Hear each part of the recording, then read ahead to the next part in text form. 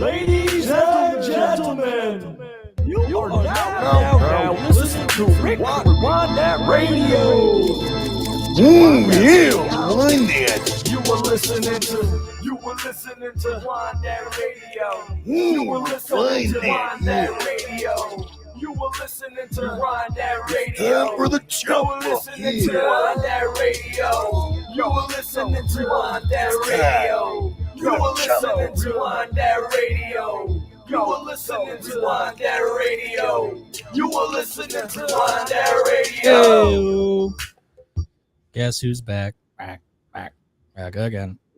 Back again. John, you're muted, I think. There you go. Yeah, I was. That was on purpose. You guys don't like me to speak that much. You know, you try to control me. I know about y'all. Johnny Balls, yeah. Yeah, dig it. What up? We're back from spring break. We took a week off to recharge. Everyone had new jobs and missions and stuff, and we needed a little time to chill. But there's been so much crazy shit that's happened this week. We got a lot of fun stuff to talk about, right? That's the plan. First of all, Matty OC, yeah. give us your weekend update, bro. What did you do this weekend? What wild shit happened? Matty Ice. Are we done? Yeah. Just making sure we're going to cut me off again. As much as I appreciate the Macho Man. It's been interesting because, as you guys know, not many of the listeners know, I've been in retail since I was 16 years old. Just started up a new program where I actually have weekends off. So I'm not really sure what to do with myself. Give it another couple of weeks, I'll be out on the golf course. But, I actually went through with the new Batman coming out on Thursday. I watched the last Dark Knight trilogy, did some cooking, did some drinking, all around a good weekend. Very nice. That sounds like a hell of a weekend right there. Johnny, tell us about, you mentioned something this weekend that you met a new kid in the neighborhood. Oh, Jesus Christ. This is a good story. Did you live downstairs? Was it understood? Nah, this little motherfucker. No, so it was Sunday, actually, and I was home, and obviously right now there's literally nothing to do sports-wise. Like, I'm literally betting soccer. So, I was trying to enjoy some regular TV, but I heard a snowball fight going outside my house. And so listeners, my brother actually owns a house next door with my nieces and everything like that. So we got this kind of gypsy community. That's us going on here. But and I just happened to look out from upstairs. I live the entire upstairs. So I look down and I see my nieces and they're throwing, snowballs at my brother. And I'm like, oh, fuck this. I can't let him go down and, hail of bullets here. So I go out and I just started having fun. We're throwing snowballs. We had a big snowstorm here Friday. So by Sunday, it was kind of all melting. You had those good packing, snowballs. And my family's kind of not known, but I mean, you guys kind of known my family for a while where anybody can come up, do whatever. And that's always the way my parents always were. So any kid in the neighborhood comes up, we still have the basketball hoop out front. My brother puts it out. And at this point, we have a snowball fight. And just a little kid running around here. I'm like, who the hell is this little guy? And he's a little badass, little Nick Chiquetta running me, motherfucker. Just coming up, not caring, but sneaking around the back of the cars. Caught me one time, I'm talking, not even in it, just blindsided me, jawed me with a snowball. I'm like, all right, who the fuck? Turn around, who did this? Little 5-6-year-old kid. Name's Nicholas, actually, shocker. But as it was all ending and stuff, I was going back inside and I was just, all right, this is over. These guys are going out to do their thing. And I'm, thankfully going back inside. He was kind of just still walking around with a snowball. I was like, oh, what's up, man? What am I going to do? Fucking go inside and just leave this kid out here? I was like, hey, what's up, man? I started talking to him for a little bit, and I was like, that was fun. He said, that's the best time I ever had in my life. I'm like, well, that's great, man. And I was like, snowball fights are good. And he's like, I fight all the time. I was like, well, you don't want to fight all the time. You fight when you have to. And he's like, okay. He's like, but yeah, you are very nice. And again, I'm doing that kind of weird accent, but that's kind of the way he talked, kind of that, younger kind of lisp type thing. So I was like, all right. And I'm like, well, cool, man. I was like, well, you know where to find us, anytime. I was like, where do you live? Kind of lives down on 2nd Ave, Nikki, down past there. And I was like, all right, cool, man. And I'm like, did you have fun? And yeah, he kept saying, he's like, best time I ever had. And he called me Mr. John. I'm like, nah, man, just call me John. No need for Mr. John, dude. But I was like, yeah, anytime, you want to come up this way, we're here, and just hang out, have fun, do the whole thing. So that was, that was my Sunday. And I thought it was, people actually, well, my nature is kind of the other way, let's be honest. But I do have a part of me that's like that people don't really know. And well, you guys know, but like I actually am a very nice person and that kind of stuff. Like I'm like, what am I gonna do? I could not just walk inside and be like, great, fucking Kentucky's on at 4:30, and just not leave this kid outside, just sitting there just with a snowball in his hand. Nah, and then talk to him. You learn about a person, you learn about a story, and it's not the best, but if your person's, I wasn't a dick to him that day, so like hopefully it's a good influence, and again knows where to find me. I'm right up here, and I'll say what's up to my little buddy Nicholas, just like I do now. That's right. Yeah, but he's probably gonna wind up being like friends with your nieces and stuff, and I hope so. He'll be around for a while, I'm sure. Well, I think just trying to say, just because again, just being nice to somebody can, that right there. He said it's the best, snowball fight he's had in his life, best time he's had. He's never actually done that. And to me, he's like, yeah, he's about 6 years old. Never been able to do that just because they just moved to Waterfleet. I'm not sure of his past experiences. But I mean, so man, that's a positive day for him. So I mean, that was like, outside of the douche I am most of the time, it's like, all right, sometimes I win some good points back. It feels like the beginning of the jiu-jitsu kid. That's right. Oh yeah, maybe. Like John's maybe. Why don't you come to the dojo? Nah, see, that's the other thing. You'll have a gold medal. Nah, dude, I don't. I only teach adults. Like, I don't teach kids. Like, oh really? I don't have my teaching style. Like, I for that kind of stuff, I don't have the patience to teach a child. Like, because the way I teach is so methodic that, like, if they don't get it, I'm just gonna be like, all right, depending on the age group. But like, if they're super young, you're just there being a babysitter, and I ain't signing up for that. Oh, that's why Matt's not a math teacher, right, Matt? Yeah, it's also why I left the movie theater. Oh, there you go, right? Like, yeah, you always want to be, even with your employees, right? Like your employees, like when you're a supervisor, it's like, I'm a fucking babysitter now. Mm-hmm. Well, yeah, because most people. Oh, what was that thing? I don't know if you're even allowed to say it. I mean, you don't work there anymore. But what were you saying? Like the movie theater specifically hire like high school kids to get rid of them by the time they're 18. Yeah, so they can but the whole structure of what they expect your path to go. You hire them at 16. You're promoting a manager at 18. By 22, they're out the door.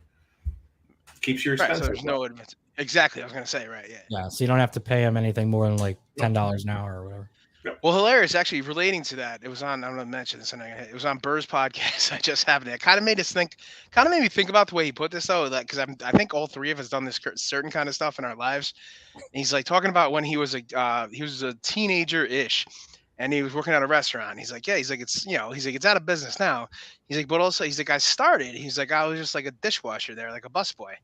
He's like, and I'm just doing that. And he's like, and he's, giving these random terms. He's like, but I realized how stupid I was at the time and how the comparison was like undervalue or just kind of what you're just saying there, Matt, how like people were like trying to keep costs low. He's like, cause eventually he's like, the cook left. He's like, so all of a sudden, they taught me, well, I'm doing this, but I can also, they taught me how to cook on a mesquite grill. And he's like, well, I'm thinking there. He's like, well, I'm making $6 an hour. And that guy was making $7. He's like, so shouldn't I, if I'm doing 2 jobs, shouldn't I be making 13? He's like, but they paid me $6.50. He's like, and I'm all jolly about that $6.50, that 50-cent increase. And he's just like, look at me, I'm doing 2 jobs. He's like, and then this other guy quit. He's like, so I'm doing the dishes, making them, and then picking them up.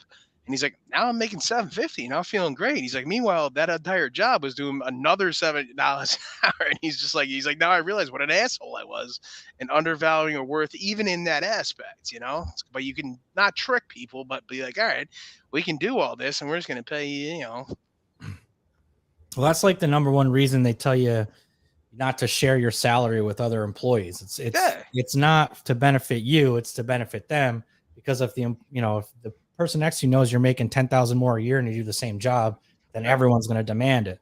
And it's like a corporate trick. I remember when we were in high school, I worked at the computer store and I had been there a year. I think I started at 7. CompUSA. Used to love visiting you there, dude. We used to take that stupid hatchback there. Yeah, man. Oh yeah. That fucking thing. Oh man, that was my first fun car. But yeah, so like I was there like a year. I was making $7 an hour for a year, for the whole year. And then they hired this other guy, and I was still like 17 or something. They hired this 18-year-old who was like a complete burnout stoner. Like, I mean, he would say things like this, and this is from my memory bank here. He would say, I kind of want to like take everything in the store and just throw it in the middle of the store.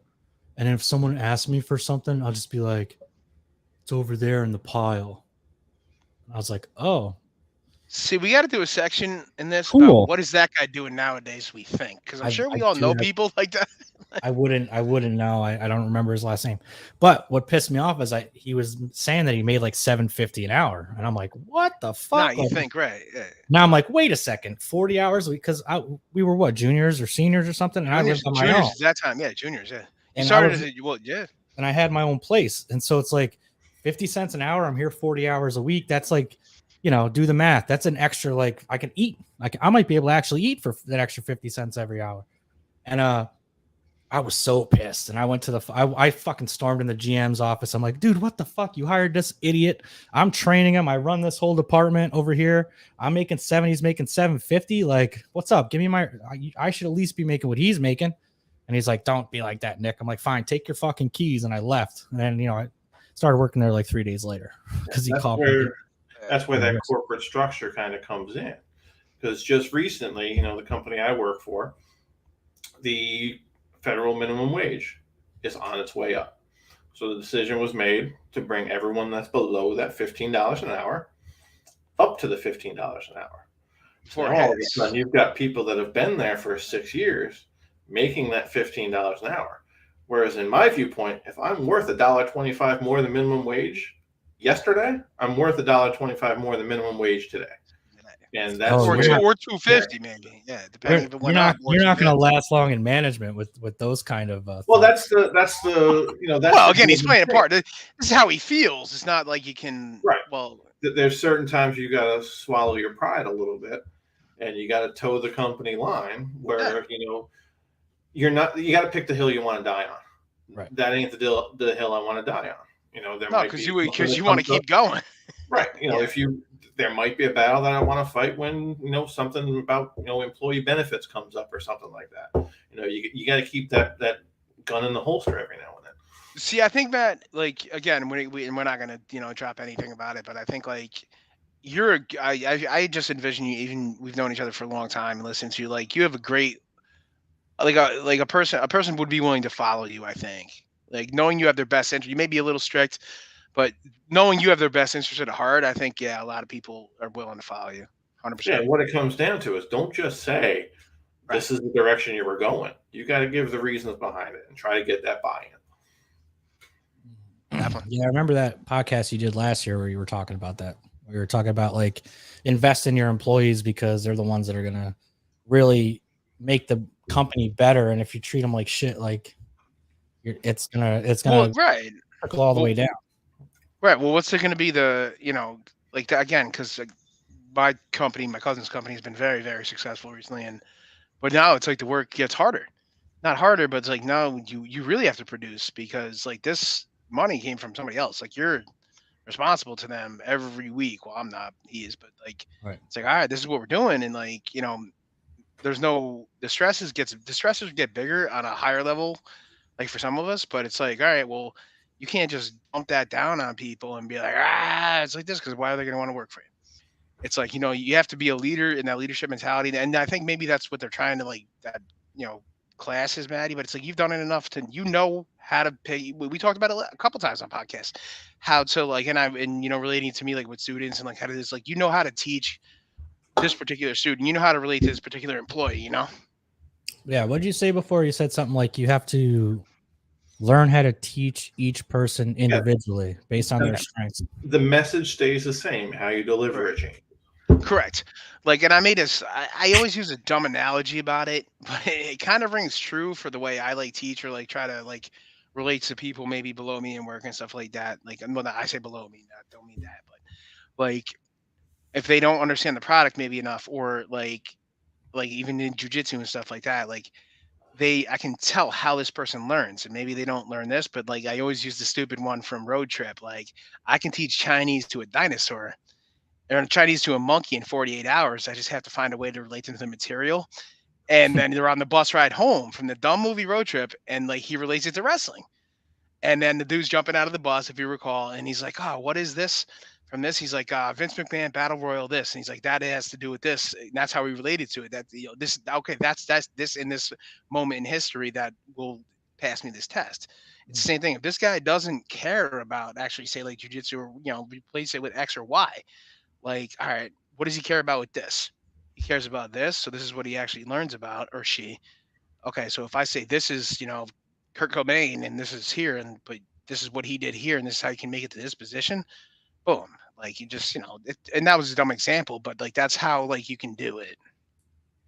Yeah, everybody learns differently. If you sit me in front of something and show me, okay, this is how you do it. This is how you do it all on a computer or an overhead projector or something. I'm going to get in that position. I'm not going to know what the hell's going on. I got to do it myself. Yeah. Well, yeah, 100%. I do that. I'm the same way. Like I need, if you have like, I don't know, whatever it is, a little 50-piece Lego set, and I'm sitting next to you with a 50-piece Lego set, and you just start doing it, yeah. I got it. Like I'll mimic it. But if you give me like written instructions, I'm gonna be like, fuck. Yeah. I'm like, yeah. Sit over my shoulder, watch me for a few minutes, make sure I'm not fucking around, then get out of here. I don't need you anymore. I'll call you if I need you. Yeah, I like that. Yeah, see, and that's, but again, like relating to the fact where we're bringing it into, like that means like Matty can just be like, all right, look at his looking to play. He's like, he's got it. All right, fuck it. Then I'm gonna let him go until he needs me. And that's the faith I believe you need as like either a manager or a supervisor to be like, all right, you can't micromanage. So it's like, all right, as long as you remove roadblocks, like fucking good. You got to give the people the chance to do it themselves. 100%. But at the same time, keeping that rope around their waist where they can tug it when they need help. Mm-hmm.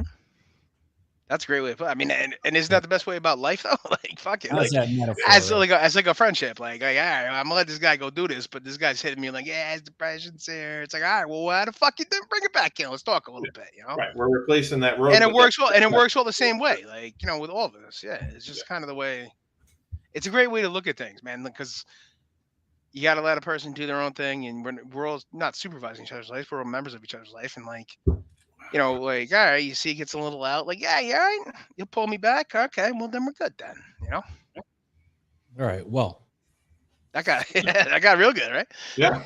That was hey, good, again, and this is where those, as we talk about thing. things, we can just go, transitions, and I thought it was a pretty good segment right there. That wasn't even planned. We just went. Well, speaking about employees and treating them like shit, how about this Manfred thing where they canceled the first 2 season series in the MLB? So who's going to report on this? I think Matt knows the most about it, right? Baseball's got a real problem right now. Tell us, Baseball has had a problem for about 10 years now. The fan base is starting to go down, and there's 2 lines of thinking. There's the players. Everyone's sharing the blame here. I think the majority of it is on the owners right now because they have the power. So when they instill this deadline, it needs to be done by 5 p.m. today, or we're going to start canceling series. It's because these guys are billionaires sitting in their offices, getting income from multiple sources.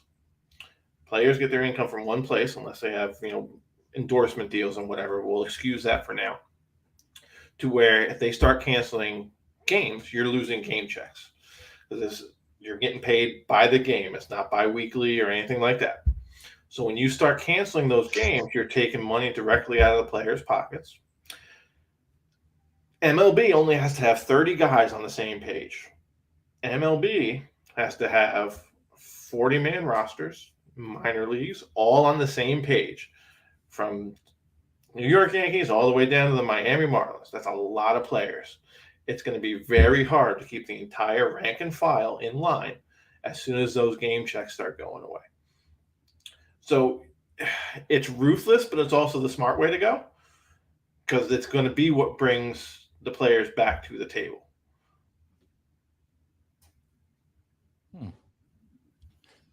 John, responses?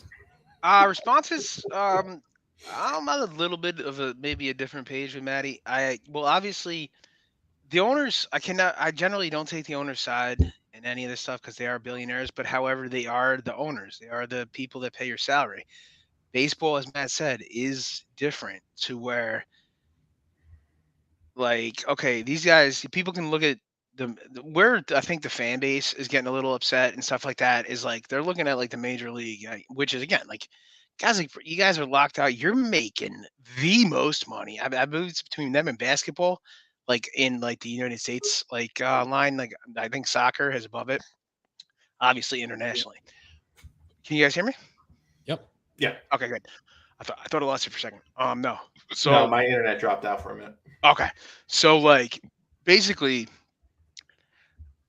what Maddie was going with there, and this is where it gets a little, I don't want to say weird, but so like it's responsible through all of those divisions, right? Triple A, double A, single A. So you have to like they all have to be on the same page. But now you're asking a player, say, who's in making the most in the major leagues right now. Like I say, like a guy like Bryce Harper, he might be a good guy. Mike Trout, I think people think he's a good guy. I think he is. I mean, I think he's proven. I think he might be one of, if not the best baseball player of all time. And I said it here. But you think that guy, when it comes down to the end of the day, it's like he signed just, I think he has like something crazy, like almost was it $400 million contract or something like that? Something like He's that. like, I'm gonna take less. Nick, you heard that right? Like a $400 million contract.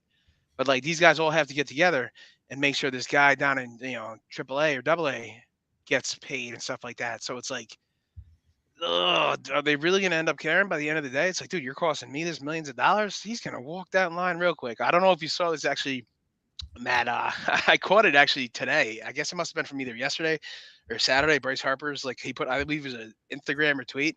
It was towards a Japanese team. He's like, "Hey, I'm ready to play," and he photoshopped himself in like a Tokyo jersey. Yeah. A lot of this is a byproduct. It's a byproduct of the Players Association in a lot of aspects too. Yeah, 100%. Because if you've got, they're representing all players. They're representing the lower and the higher. Right. So if someone, But that's the only. Excuse me if I'm correct, but that's the, or if I'm wrong. This is the only league that does that, though, right? Well, you got the baseball? NFLPA. Yeah, but I'm saying the NFLPA, but there's no like minor leagues. Well, the minor leagues aren't represented by the union. They're not. No, they are not. Okay. Then I believe I was wrong. Okay. Right. So like I was saying, if it gets down to Mike Trout, he's got this $450 million contract or whatever it is. The players' union isn't going to allow him to say, nope, don't want it. Yeah. I want to spend more. I want to save money for the team so they can spend it on more players, because that's going to take money out of future players' contracts. It's all about business, right? Okay. Yeah. Exactly. You see the same thing in the NFL. You see it in all major sports. Yeah. Right. It's the business. It's the ugly business side of sports. But like I was saying before, it's a matter of where the power is. If the owners hadn't locked out the players, I guarantee they'd be striking right now. Yeah, well, that's the best way to put it. I thought, because I don't want to cut you off, but I'm sorry. Like, I think you were what I kind of picked was like the players decided this. I think they're both kind of assholes. Right. There's enough blame to go around, and the biggest problem you're going to see going forward, like I was mentioning to you guys before, you're not going to have a 1998 where you've got a home run derby to come going around throughout Major League Baseball that's going to bring fans back. You're not going to see it. Fans like John and myself will be coming back because we're diehard baseball fans. Yeah. You're not going to have the guys that tune in on a Wednesday night because there's nothing else to do. The first thing they're going to think about is greed. They're not going to watch. You look at the start of the 95 season when they finally started playing, attendance tanked. Oh. And you didn't have as many entertainment options in 1995 as you do in 2022. Why are people going to spend their money on these people that they perceive to be greedy, both either players or the owners? It really doesn't make a difference at that point. Who they see is the blame. Correct. Baseball is going to be the one that suffers. I think that's a great point right there, Maddie, because like I think we know enough of our people in our lives, or have known, that especially nowadays where you do have more options, like you just said, to like watch stuff. So where like back in say like 95 there, it was always like say my father or somebody, again, I'll just use that as a reference. But like people maybe that age range or dynamic at the time are going, all right, well, these guys here, and there wasn't a hero at the time as you were just going for there, not till like 97, 98, where McGuire and them took over, right? And that's why they were cutting, and then they're cutting in the news stories about this giant home run derby thing. Basically, that was happening like in baseball games. But like now you'll see a thing where it's like people now, because of like say the economy or anything like that, you have so much other stuff you can do or watch. They're going to be like, all right, well, this guy here is making, 40 million per year.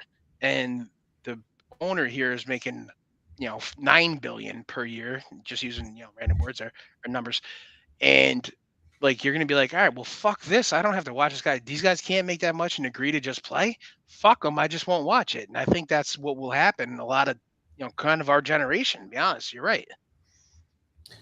You know what's completely ironic about this is you guys always bust my balls for not liking sports and not caring about sports and just not giving a shit. And the reason is literally what Matt said. Because before 1994, before the strike, I was a die-hard Mets fan. I had a binder of all Mets players. I would go to Cooperstown every year. I don't remember this at all. This is all true. My grandfather. You went to Cooperstown every year? My grandfather would take me to the game. I mean, I love Cooperstown. Yeah, and I remember a lot of it. I remember like the Roberto Clemente's jersey or his outfit, like everything. I was huge baseball fan. And when they went on strike, I remember saying to my grandfather, like, how do these guys make millions and millions of dollars to play the best game on the planet? And they just refused to do it. And from that day forward, I never watched baseball again. And that's where it comes down to the casual fan versus the diehard fan. The diehard fan can separate the business side from the sports on the field side. But can I ask you a question, Manny? How far does that go, though? Well, it's like the Michael Jackson debate. Okay. Can you separate the art from the artist? That's true. That's actually good. Can you separate the sports from the business side? Because you can't have one or the other. It's got to be both. Well, I could tell you as a 10-year-old, I could not. So. Well, no, neither can Michael Jackson. But I'm also like on the far. Come on, you hit me up there, Johnny. I was just waiting for that one. Yeah, the hot take. Damn, that was good. I almost missed it because I was trying to. You did miss it. You were ready to go. I'm like, come on. Oh, damn. Oh, man, that was good. Hey, I'm always able to slide those in there. Boom, boom, boom, boom, boom, boom, boom. That's how you do that. No, I think you're right though. Like, back to the thought, Nick. Though, as Matt, that was a great point. Like there, like, and again to hear your response, because I think you were really going on something good there. Was like, so like for that right there, eventually, how far does it come to like not Michael Jackson, but how far are you willing to go between like where like, all right, as a hardcore fan of like baseball or it's any sport, like the NFL I think is never gonna die. That's just so big or whatever. But like, so it's like baseball is not even the American pastime, I think, anymore. Unfortunately, I think football is dominant. But like, so it's like, all right, we're willing to go through this and just wait. And they'll probably do half a season or whatever, like the NBA did a couple of years ago. But like, and then it's like, yeah, we're back. But it's like, how many people are you going to lose going this way? Just like, all right, if you're going to compare it to like Michael Jackson's music, never convicted anything, I don't think, or whatever. But it's like those rumors. It's like, all right, his music is so great and he has such a fan base. But at some point, people are just going to be like, what the fuck? Well, I mean, it's a good analogy, but it is different in the sense that he was never like convicted of anything, or you know what I mean. So you can kind of give the benefit of the doubt, like, well, was it just a bunch of media bullshit? Right. I'm not trying to make no. It was just it was a great analogy, though. Yeah, but it is a good analogy. But that being said, if he was found guilty of molestation, I'd fucking throw my Thriller album out. You know what I mean? Like, yeah. Oh, he wasn't. And anyway. Okay. But so to keep on that though, so it's like, all right, now these guys here, like for instance, this is how fucked up baseball is, and I saw this meme and it really made me think of you, Matt. Like, so as further on the season goes, Bobby Bonilla could be the highest paid player in baseball. Okay. It's just further evidence that baseball has no idea. He hasn't played since 1999. Baseball has absolutely no idea how to market a sport. No. Or like, because they don't have salary caps, do they? Like, where the fuck is this money? Well, they've got kind of a soft salary cap because you got that, the competitive balance tax. Basically, the Yankees are paying for everything. No, because the Yankees aren't even spending money now. Oh, that's right, they're not. Yeah, it's you got the Yankees and the Red Sox crying poor mouths at $220 million. Yeah, $220 million fucking Right. Whereas you've got, I'm sure we're going to get into it next. You got Derek Jeter sitting down there in Miami, leaving because the team refuses to spend money. Right, because that's what he's used to. Right, and that's one of the big driving. And by the way, the lead into that though, you guys fucking did it perfect in those text messages. Yeah, I swear to God, the gift basket. Yeah, I was dying. One of the big driving points that the players are trying to put in is to raise the ceiling on minimum minimum salaries. Yeah. Because you're looking at guys coming into the league, they have to play 7 years before they get up for a contract.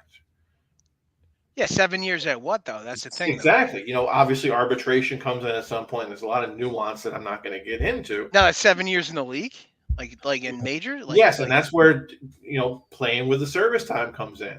You bring a guy up for opening day, he starts his timer at one service year.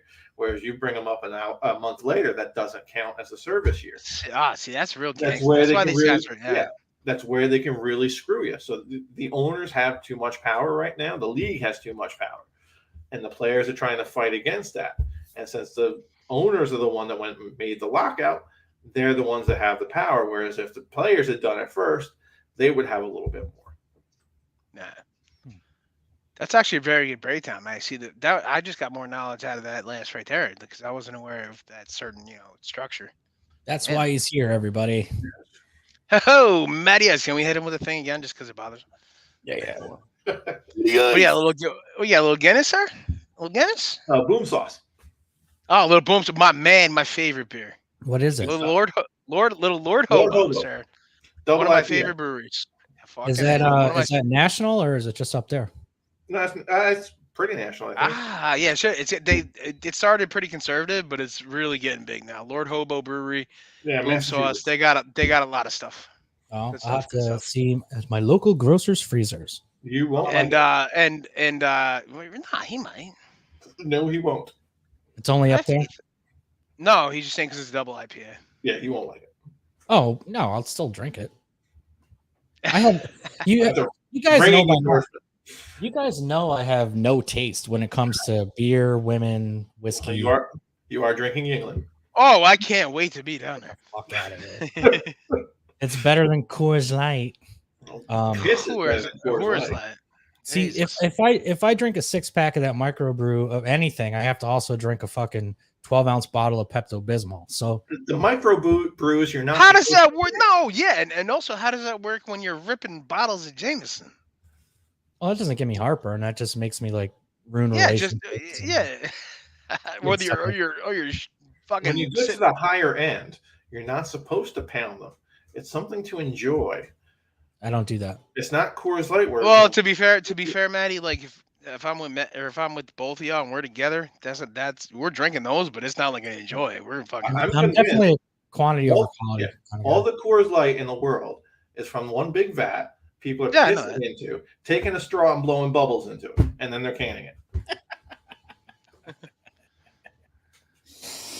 I heard that happens at Yingling too. Hey, this is America's oldest brewery. You can all suck a dick. I would Google that, but all right. It's on the bottle. Sure it is actually America's oldest brewery. Not the world. I know what the fucking thing says. Oh well, anyway, you don't. Speaking of, now that I'm in Florida and you guys are in New York, and we had Mr. Jeter, you just brought it up. Not soon. I'll be there, motherfucker. Oh yeah, you'll be here in a month. Matt came down a year and a half ago, I think, 2 years ago. Yeah, dude. Oh, Matty, fucking. When you go back down, we're going. Or we can meet in Nashville. Ooh, Nashville. I love that. So I've never been. Jesus Christ, you'll die. We're gonna have to get a forklift to carry you out of the bar after an hour. Sounds like a challenge. I've done it like 3 times. So it's that's fair. Actually, we've been around a bit. It's not fun. Motley Crue concert, wrestling show. Like the wrestling show, my back was like, that was a bad one actually. Dude, we had fuck that. The SPAC show, I fucking ended up taking I was like, I fell asleep in the back of a car and you moved it. I took a cab home. I did have broken ribs though. Anyway, we were just talking about Derek Jeter. So that's what happens when you drink a bottle of Jaeger when you haven't drank in a year. And like, and I had cut like fucking 100 pounds and drank it in like fucking 2 hours. Like, it's terrible. Got third row. Yeah, and then I'm in the back of a car. You never even made it into the concert. No, that's what I'm saying. Literally, it was on the floor of the backseat of a car. I woke up because Nick had moved it under a tree. I'm like, all right, what's going on here? I got home though. I moved. What are you gonna do? What are you gonna do? I got home. Ooh, yeah. And you were complaining like you made me spend $75 on an Uber. I'm like, dude, you were like pass out on the ground. Ubers didn't exist. Oh, that's right. Yeah, I'm dating myself. But he had also took my ticket to go back inside to go in and my cell phone. So I'm like, the fuck? Yeah, the cell phone. You took my cell phone. Like I had to find this fucking random dude who gave me his cell phone. I don't think I did that. I think you lost your cell phone. 100% got my cell phone back from you the next day. I don't remember. It was like Anyway. 15 years ago. But anyway, yeah. So Yeah, Derek, we've been on. Yeah, we've been through some shit. Anyway, here we are, Derek Jeter, who's been through some shit. Yeah. I mean, this is more fun than Derek Jeter, but let's talk about Derek Jeter. Oh yeah, no, of course, dude. So, you know what's funny about when you said the text messages? I brought up like he used to give gift baskets to like chicks he banged. I thought it was hilarious. I had no idea what Matt was talking about. Matt, did you know that? He didn't know. Yeah, I realized that as soon as he sent it today. Wait, you didn't know he did that? No, we knew he did. We didn't know you didn't get what he was talking about. We I thought had no you knew. idea. I had no idea that Because you were playing along with it. We were like, oh, he knows. No, he said like he's gonna give the Marlins a gift bag. I'm like, yeah, just like he gives all his whores. I had no idea. After coitus, and you're like, yeah, because he just fucked him. I completely forgot he was even involved with the Marlins. Dude, that was so. That's what made the thing so perfect. I was like, this is working out great. Yeah, I had no idea. I completely forgot he was even involved with the Marlins because obviously the Marlins haven't done anything in the fucking last, since 2003 or something. Well, not if you ask Derek. Derek has said in the past 3 years that they have been 500% improvement, and that's why he's leaving. Which they have, exactly. You don't talk shit about Derek, Nick. We will come down there together. When he took over that team, they had one of the lowest rated minor league systems in the league. They're now number 3. Oh, shit. The biggest issue you've got with the Marlins is Derek comes from a culture of winning. He comes from, and this is where, I'm sorry, I don't want to cut you off, Eddie. This is where it links together with business we were just talking about, right? Right. He comes from a team that's willing to spend the money. And at the same time, what separated Steinbrenner from some of the other owners is he took that money he made and put it back into the team. Where some of these guys take the money they make and they're putting it right into their front pocket. You take a look at, the glory days of the Yankees from 98 through 2000 and probably 5, 6. And then again, you had a team that was willing to spend the money. You take a look at the Marlins opening day payroll, 2018, it was just under 100 million. That dropped to 72, 73, and then 56. So, Nick, think about that. That's opening day payroll for the entire team. For the entire team. You've got guys like... And they're playing the Yankees. Right. You've got pitchers coming into next season making $42 million. Like Garrett Cole pitches for the Yankees. Just for themselves. Just for themselves. The culture of Miami has been trade away your stars, bring in new guys. As soon as they become stars, trade them away. And it's a never-ending cycle. The 2 times they've won the World Series has been by accidents. 97? No, was it 97 they got it? Was it 97, 97, right? 97, and then what? It shouldn't have been 97, right? But 97 shouldn't have happened, right? They were accidents. 97. That was their first year, right? They won it the first year? No. What am I thinking of? I was here when they won in 2003. And it was there you go. Yes, that's 97 and 03. People and both times that they won, they win in October. By November, the team is decimated. Like everybody, like those guys aren't on. Like Gary Sheffield on 97 wasn't. I think he was a Yankee. Was he a Yankee the next year? Yes. Was he 98? He came on. Yeah, I believe he came over. Right. Yep. So is it fair to say the Marlins are a farm team for the Yankees? No, they're a farm team for the MLB. Oh, okay. They send them everywhere. Yeah. I mean, yeah, there's a lot of young stars that come out of there, but I believe it kind of relates back to this was actually a really good, come around because to business, right? It's like these guys are here, and they could keep these guys and pay them money, right? Take more money out of their pockets, and have maybe they could have got 2 or 3 there. Yes, they would have been battling. Say the late '90s, they would have been battling. The Yankees, and then the Sox were coming up, and everybody get out of the AL and stuff. But holy shit, you had this team, then you did it again 6 years later. But why do you kneecap your organization after every year? Right. Just because you want you're basically telling your fans, I think, Maddie, I don't know if I'm wrong. What do you think? You're telling your fans we're in this for money, not to Yeah. And it can go the other way too. It can be a decision of, okay, we're just not going to pay these guys. Or you can wait until they get 2-3 years in where they're making the league minimum. And then you throw them a contract that looks good because, hey, I went from making $500,000 a year to $10 million, where if they were on the free market, they'd be making 17, 18 million. Yeah. So you're throwing money at them to get them to sign, and now they're locked up for the next 8 years, and there's nothing they can do about it. Man, I guess you should be an agent, I think. I was gonna say maybe in baseball. Well, because think about that. So, because in the NFL right now, like people are saying, you really don't need an agent. No, in fact, you don't No, need you one, don't. because the NFLPA will help you. You Really? have no need for an agent. Like you come into the draft, like if you come, like a lot of people, like right now, like as the up and come, like Joe Burrow, those guys are coming out in the draft now, they don't need an agent. Like Lamar Jackson never had an agent, only because because coming in the draft position now isn't like where it was. Like you can negotiate your contract. Yeah. If you're drafted number 1 at this position, this is the most you can make.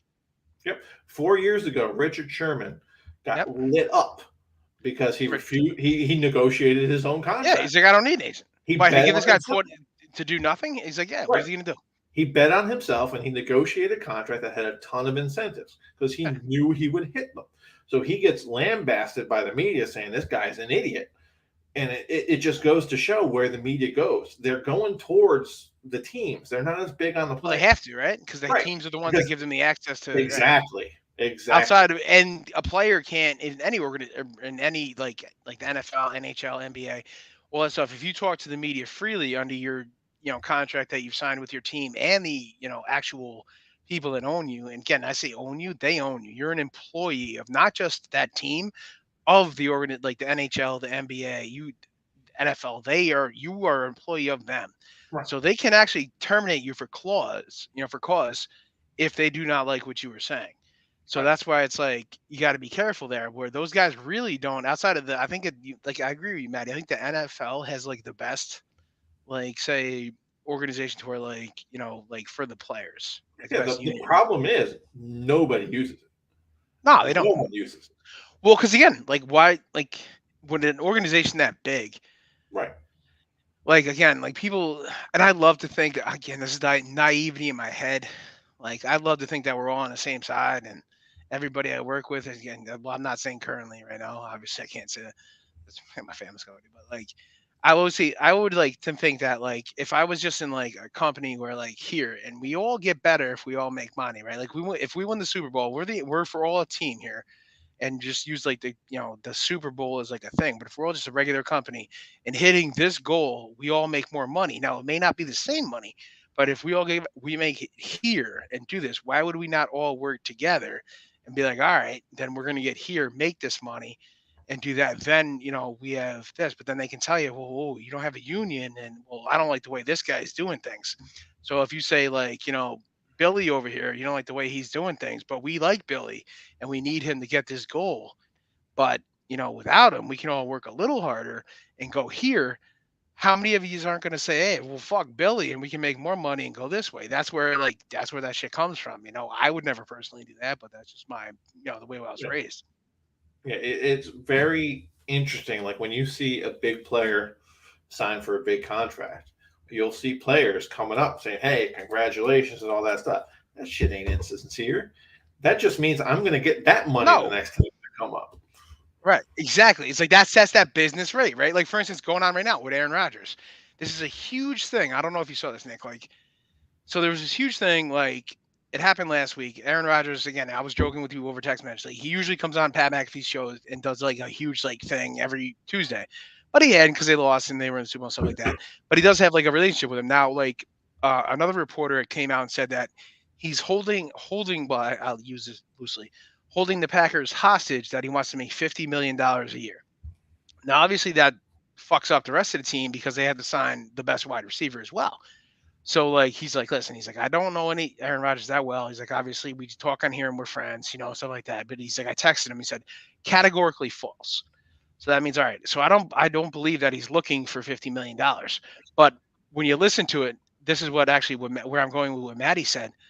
So that could have been put out by another team and just saying, hey, he's looking for $50 million. So we know that if Aaron Rodgers wants $50 million, we can't sign him. But if any of the other free agents thinks he wants that, maybe we can get a little bit under that and we can sign one of those. And that's just fucked up. I mean, obviously it's business and it's whatever, but it's not stuff I like to get involved in with that kind of fucking nonsense talk. But like that kind of thinking right there, like, oh, he didn't really say that.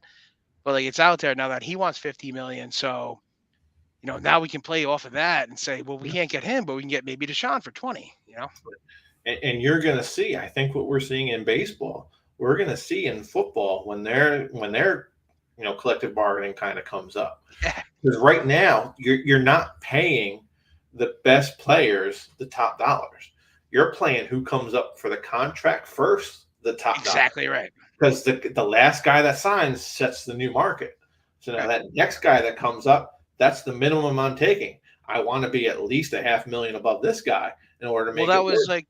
that was like recently with Aaron Rodgers, right? I think you said like it was Rodgers, and then Russell Wilson wanted this, and then Dak wanted this, and then this, and like Aaron Donald, the most dominant player in the league right now, and probably the second most dominant player of all time. And I said second most dominant player of all time, LT Lawrence Taylor. You better Google that motherfucker. He makes I think he's again, and obviously Can't guys are all smoke crack. fucking exactly. You guys are all obviously, I think he's number 13, but the guys are set for life. But at that point, I guarantee there's an ego for Aaron Donald going like, dude, I'm dominant in this game. I just did this in the Super Bowl, did whatever I have to do. 3-time defensive player in the year. I've been in the league for 9 years, Pro Bowl every time. And there's 12 people in the league that make more money than me, 3 of them at my position. I'd be like, And that's why do you want me to come back? And that's where throwing that money to get players to sign takes, a real step up. The average career in the NFL is like less than 3 years because there's so much that can go wrong. So when you get a chance where that team slides across a contract, you're going to get this much money, and NFL contracts are fake to begin with, they're going to sign. And I don't blame any of that, dude. If any No, three of us right there. Absolutely. And we're like, dude, we could be a starting left guard, and fucking, one of us gives it, and we get that thing, and it says, hey, you are guaranteed to make $9 million this year, and then maybe 3 and 2 the year after that. I'm signing that so fast. I'm running like the Kool-Aid man through the wall. Yeah. Oh yeah. The fact that the franchise tag is still a thing shows you the power that the owners have. Because if the players had any power at all, they would have negotiated that out of the last 2 collective bargainings, and they haven't been able to. What are you gonna do? Sometimes you just gotta be like Fury and just be like, fuck it, drink beer and punch people in the face. Speaking of which, let's. Oh God, this guy. Do that, man. That was like an in-depth sports. Finance fucking class right there. That was crazy. Y'all want to talk about it? Let's do it. And we only touched the surface too. Yeah, I mean, we just. I mean, I would say I wasn't bad at math, but I was never like an excellent math student. Like I know Matt, you were studying that for a while, and John was always in advanced classes. But really, the connection I'm making with it is like, I do real estate, so I'm like thinking, oh. So what the players are doing is they're making the market, like they're running the market. Like it's like in real estate, if someone buys like 3 houses on the same street, and then they can sell them for whatever they want because they control like how much the comps are in the neighborhood. So it's kind of like that's how I'm putting it together, and I'm seeing how like, oh, that can be a problem because, like you said, if you get 9 million the first year, then the next guy's going to want 9.5, and the next guy's going to want 10. And now all of a sudden your inflation is up like crazy. And they're for right. And it's like, for instance, you could say that you can put it into an instance, like they can't, they put it into a contract where, like, say coming out of the draft, like usually it used to be the number 1 pick. You could just fucking take whatever you wanted. Those motherfuckers are making, like 60 million per year guaranteed. And they were like, finally, people were like, yo, what? Like, that was like Jamar, people that sucked. Sam Bradford, again, didn't suck in the league for a while, but never what he was supposed to, never what he became. Didn't do anything. So they capped that to where the fucking veterans are going, dude, this guy doesn't produce anything. And like, we can't get money because this guy's already guaranteed all this money. So, they actually started doing that, which is why we talked about the agent and stuff like that. So it was just like, yeah, like right there. It's like, it is an interesting thing again. And I think we all would be fascinated by it. We don't have to keep doing it. But just like the business aspect of all this stuff is really amazing to me anyway. Like just to like look at it and just like, it's really fascinating. I'm glad you brought it there because that's where I was going to go next. Because the NFL had that problem where the young guys are coming in, they're making more than the guys that have been there for 5-6 years. Baseball is different. The Correct. guys coming in those first 5-6 years, where you're getting the most production out of these guys, are getting nothing. Where the guys that have been there they're 36 years old, they're making $25 million a year. It's a totally opposite, end of the spectrum. So it's going to be interesting to see how they try to balance that out. Because they have a union as well. So exactly. Right. So it's like, how do you bet? How do you like? Because those guys that are generally running that kind of union in the baseball anyway, aren't going to be like, well, I'm making all this and I've been here long enough. Why do I care about this kid? Like, that's where it's fucked up. It's like, it's that one I can't fucking answer. Like, I can't say what I would do in that. It's like, all right, I'm 36 and I'm about to be out. I'll make the most money I can. Some people could be like, hey, I want to help this guy, and that's why you've got Juan Soto just before the owners called for the lockout. He turned down 14 years for $350 million. Yes, he did. Turned it down. Look at Nick's face. I mean, he did that because you don't know. That was based on the old numbers. Yeah. You don't know what the new numbers are going to be once the new collective bargaining is hit. You don't know. You could be, by getting that money in just before the lockout, you could be costing yourself 30 or 40 million. Yeah, actually, you know what? I think you guys both think I made the face for the wrong reason. I made the face because who the fuck wants to commit 14 years of their life for anything? Like, for $350 million, I'd commit my 14 years. I would stand in front of you every fucking day, dressed in a big clown suit, beating tambourines, and going, Nick, what you want me to do? You could change my family something in your house. If we're all hooked up, if I know that you guys, and then I have time off, like again, 5 o'clock, I'm done, and we're all good. I know you guys, my family, everybody, they have to do nothing for the rest. Do you understand how much money that is? As long as you would guarantee that I would live at least 15 years, I'll do whatever you want for the 14 years. I think, Nick, I think you overestimate what you wouldn't do for money, sir. I've seen what you would do for money. Jesus Christ. Suck like a Hoover. Weird. Sucking like a Hoover. I had to get back into some kind of our funny stuff. I have all the attachments too, so it's cool. Yeah, it's right in his mouth. No, I mean, I probably would, but I'm just at first reaction, like, of course, like signing up for 14 years, like you might as well join the fucking Navy. Like, I know 2001, dude. No, 2001. You're gonna make like 30 grand, but dude, 2001 A-Rod, and then fucking A-Rod in 2006. Dude, I mean, but also imagine the insight at 20 years old to turn down $350 million. Yeah, he's only 20, Nick. Because there's a chance that you can get more. Oh, you know what? I was thinking, I had no idea. Like, I'm thinking like, oh, I'm almost 40. Like, no, that motherfucker's life 20. Is like the rest of my life. Old. No, that was like when A-Rod took the thing, like he took the biggest at the time, 10 years, $273 million for the Yankees. I mean, 27.3 million just paid by the Yankees, and you're living in New York City, and you're the biggest fucking star on earth. That guy's nothing. That guy could finance a fucking war. That'll cover half your rent in New York City. Yeah, so, fucking A, yeah. So what do you think? What number do you think this guy is going to land at if he's not doing 350? Well, he said he rolled the dice, right, Matty? Yeah, he's rolling the dice, but I don't think he's going to end up getting much more. First of all, you take that every day. If more of that money pool goes to the players after that, whenever they come up with a. And also, let's be honest, we know how those I hate to always go back to this. We know how those contracts get distributed in Major League Baseball. Once again, who's the highest paid baseball player currently? That's going to happen this year. As of right now, Bobby Bonilla. That's on Bobby. And he hasn't paid, and he hasn't played since 2001. So that's on the Mets, right? But he's still getting paid right now. More so those power contracts to Bobby and his agent. Oh, agreed though. That's what I'm saying though. So these contracts can always be renegotiated. So wait a minute. So this kid's at 350 in 14 years. That's only 25 million a year. Only, right? And he's 20. That ain't so shit. by 34 when he's in his prime. Right, and that's these guys don't hit their prime to 34. Right. That's that balance that the players like I was talking about earlier. You throw money at the young guys so that they see that huge number and they say, okay, I'm signing right now. Whereas if he were to wait 2 more years before he, as he gets closer to his arbitration, can I really ask you guys free agency? There's that risk you run because if you get closer to the free agency and you say, okay, now I'm ready to sign.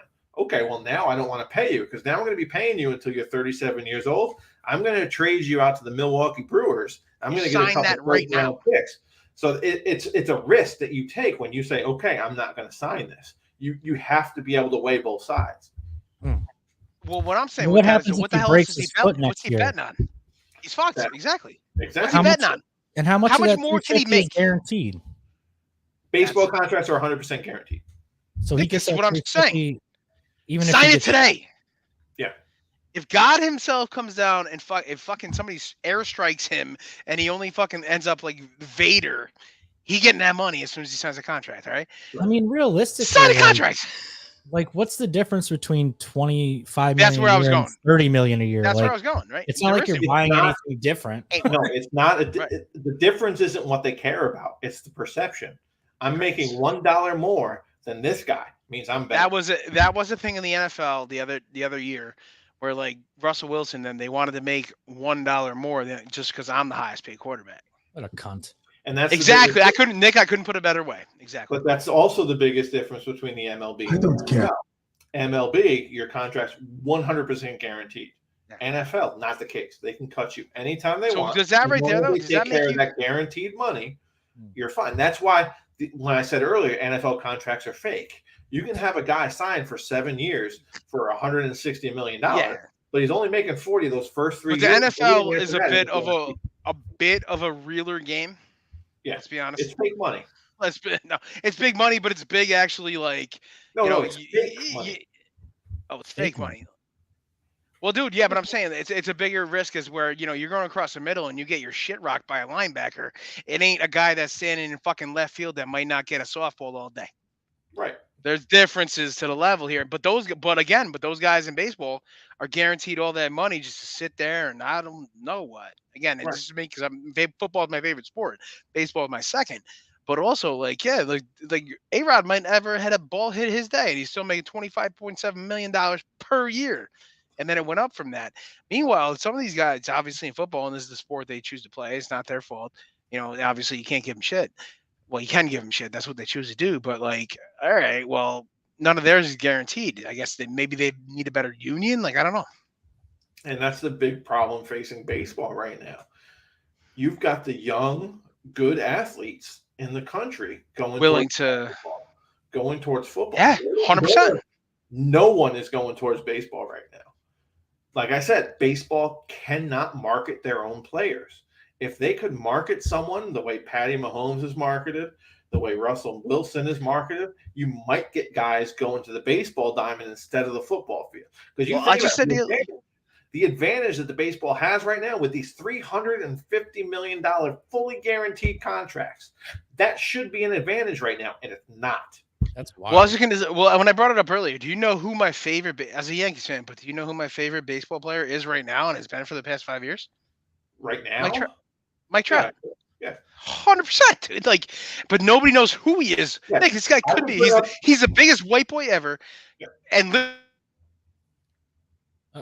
literally the most talented. Could be possibly the best baseball player of all time. Right. More people know who Ronald McDonald is than Mike Trout. Yep. I hope so. 100%. No, I don't. Because this guy is the nicest guy ever. Are you talking about Ronald McDonald from Always Sunny in Philadelphia or the clown? No, Always Sunny. Okay. Fucking guys. For fuck's sake. Who the fuck is this guy?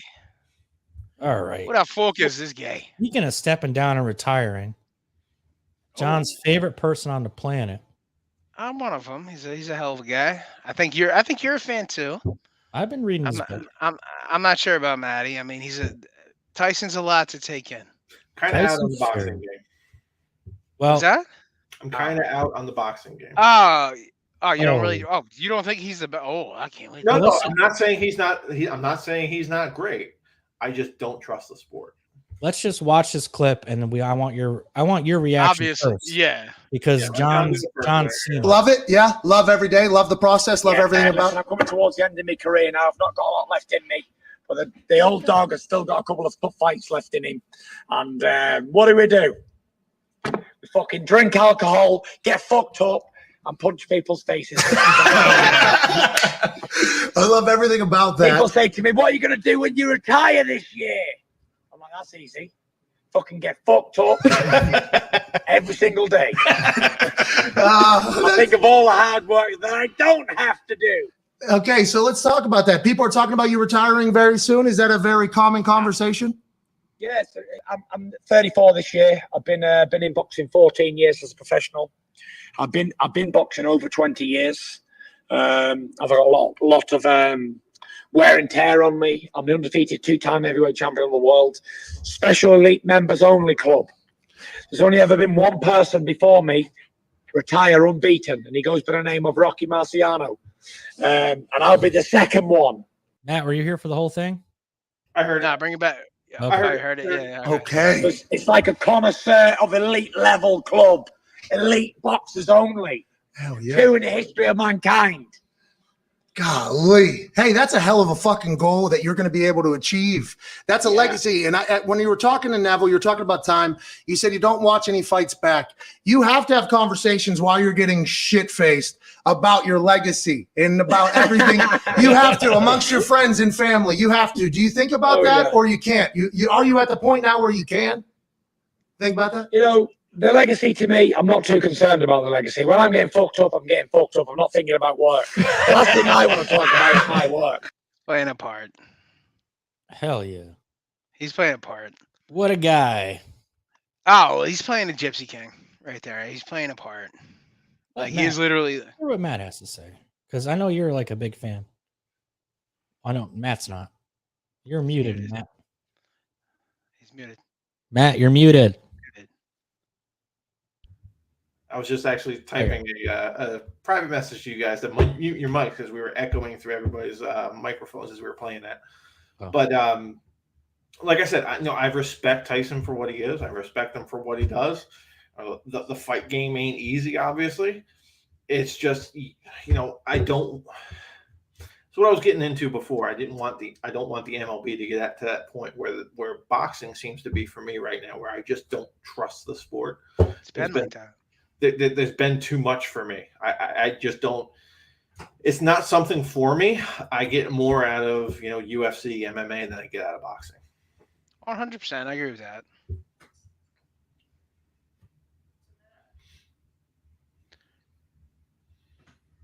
Like, I guess, John, you're probably the best guy to take it from here. I'm gonna say, oh yeah. Well, I mean, the interview you saw Tyson do right there, that was actually. It's supposed to announce his next opponent, which is Dillian White, a fighter from England that he's being forced to fight because no other fighters will fight him. He actually is the lineal. Well, the thing again, I'm not sure if you guys know, Tyson Fury's story. He's the lineal heavyweight champion of the world. That means like it's the man to beat the man. So anybody that unified the belts. So yeah, there you go. So that means like when you boys were watching Mike Tyson and they came up and Evander took it from him, Reddick Bowe took it from him, and then it went through that whole thing, and then the Klitschko had it.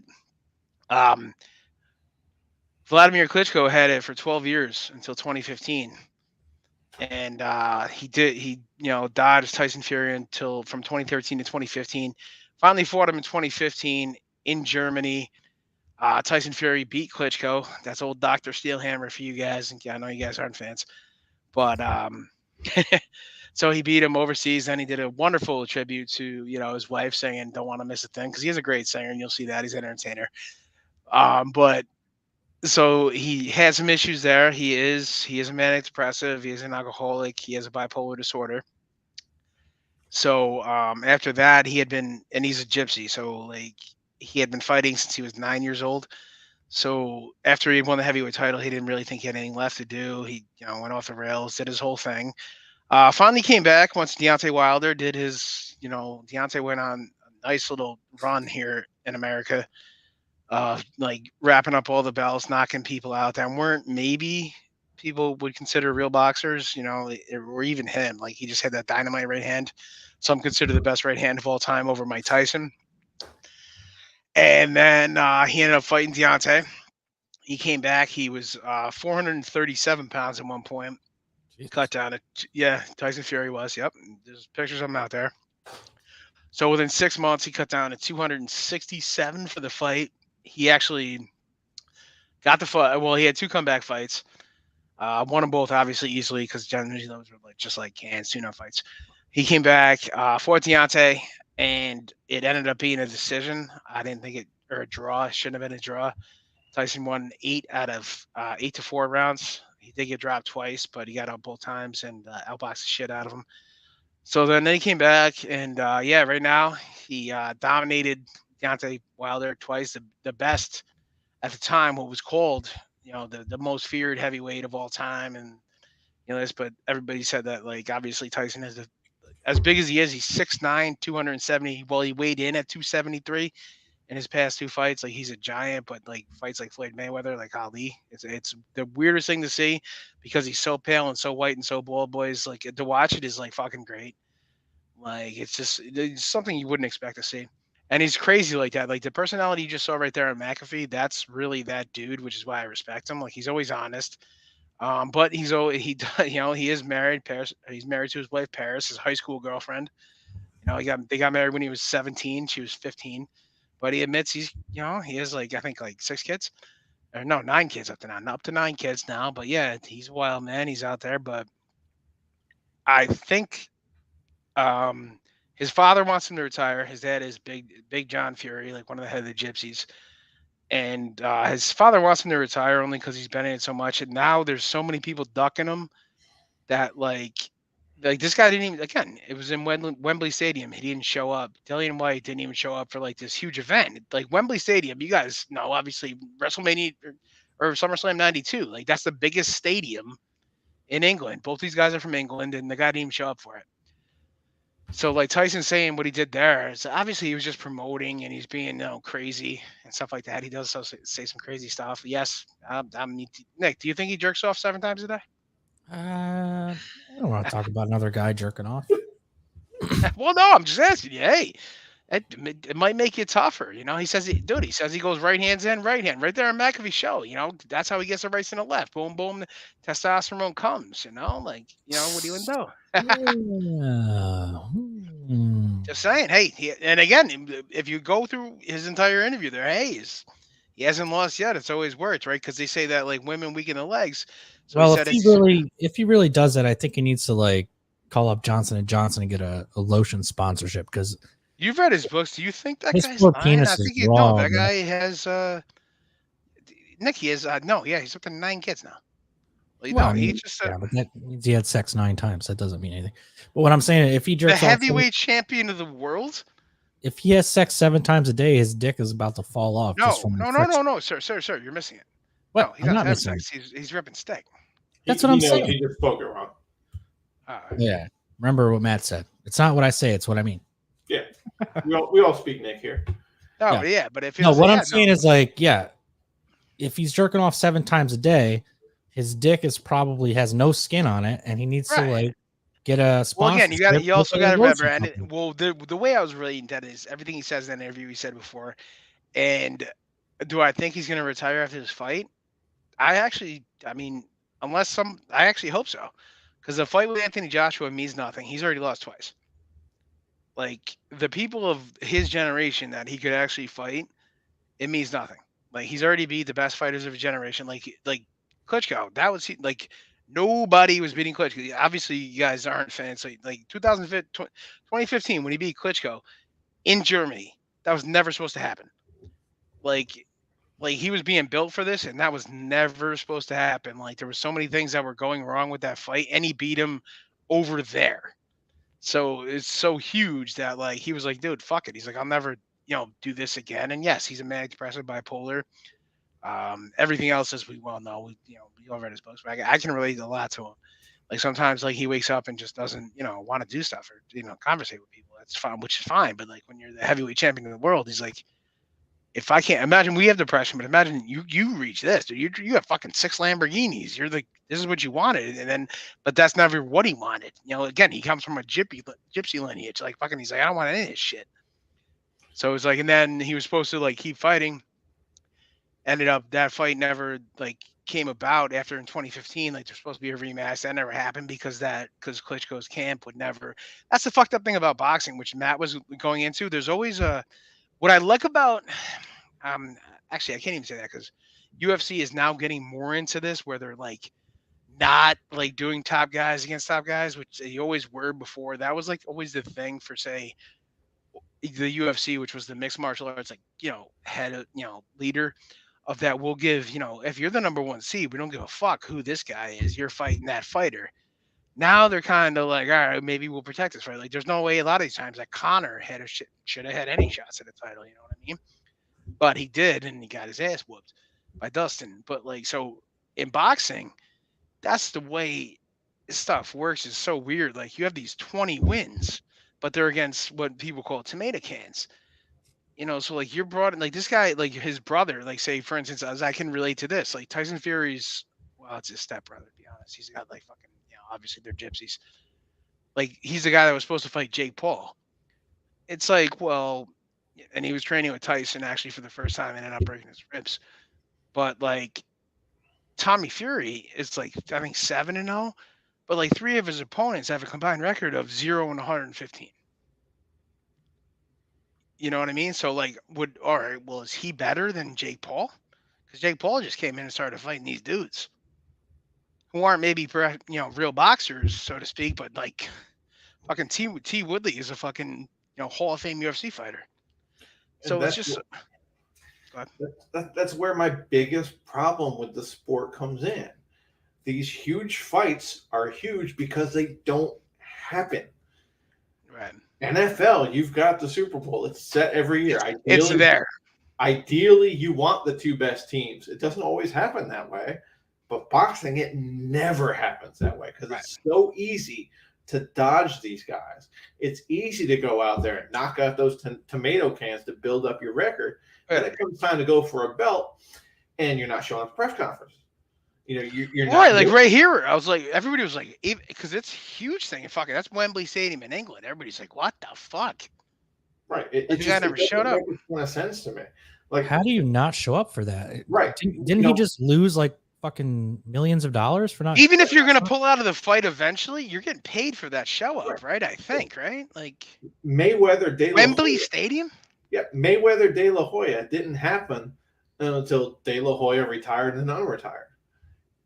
This is a fight that if they had it 10 years ago, before it happened, they could have named their price. Well, that's why I can't say, again, I'll never say I respect Deontay Wilder because he was a real piece of shit to Tyson Fury. Like Tyson Fury didn't have to fight. Well, he's one of the reasons that Tyson Fury says he came back because he's like, oh, this fat motherfucker will never come back and beat me. And then he lost, 160 pounds, walked in there, beat him. Then he's like, oh, well, you didn't do it again. Then he walked in and knocked him out. Literally, he's like, oh, he's just a great boxer, which Tyson Fury is.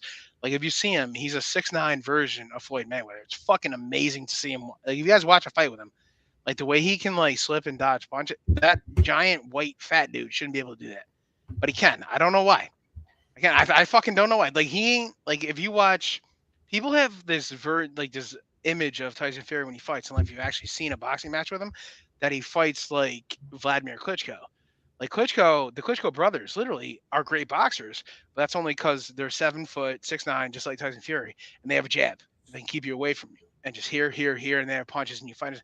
Tyson Fury is literally here, and you're missing, then he's hitting you with a jab, and then he's knocking you the fuck out. It's insane to watch. So that's where like the Americans are the first time that ever actually seen him. Like they took him in there going, oh, this guy's crazy, and he's actually really good.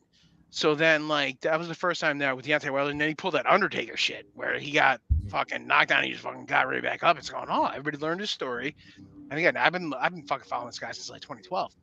So then, like, when he came back and he beat the shit out of Deontay Wilder again, and Wilder accused him of having shit in his gloves.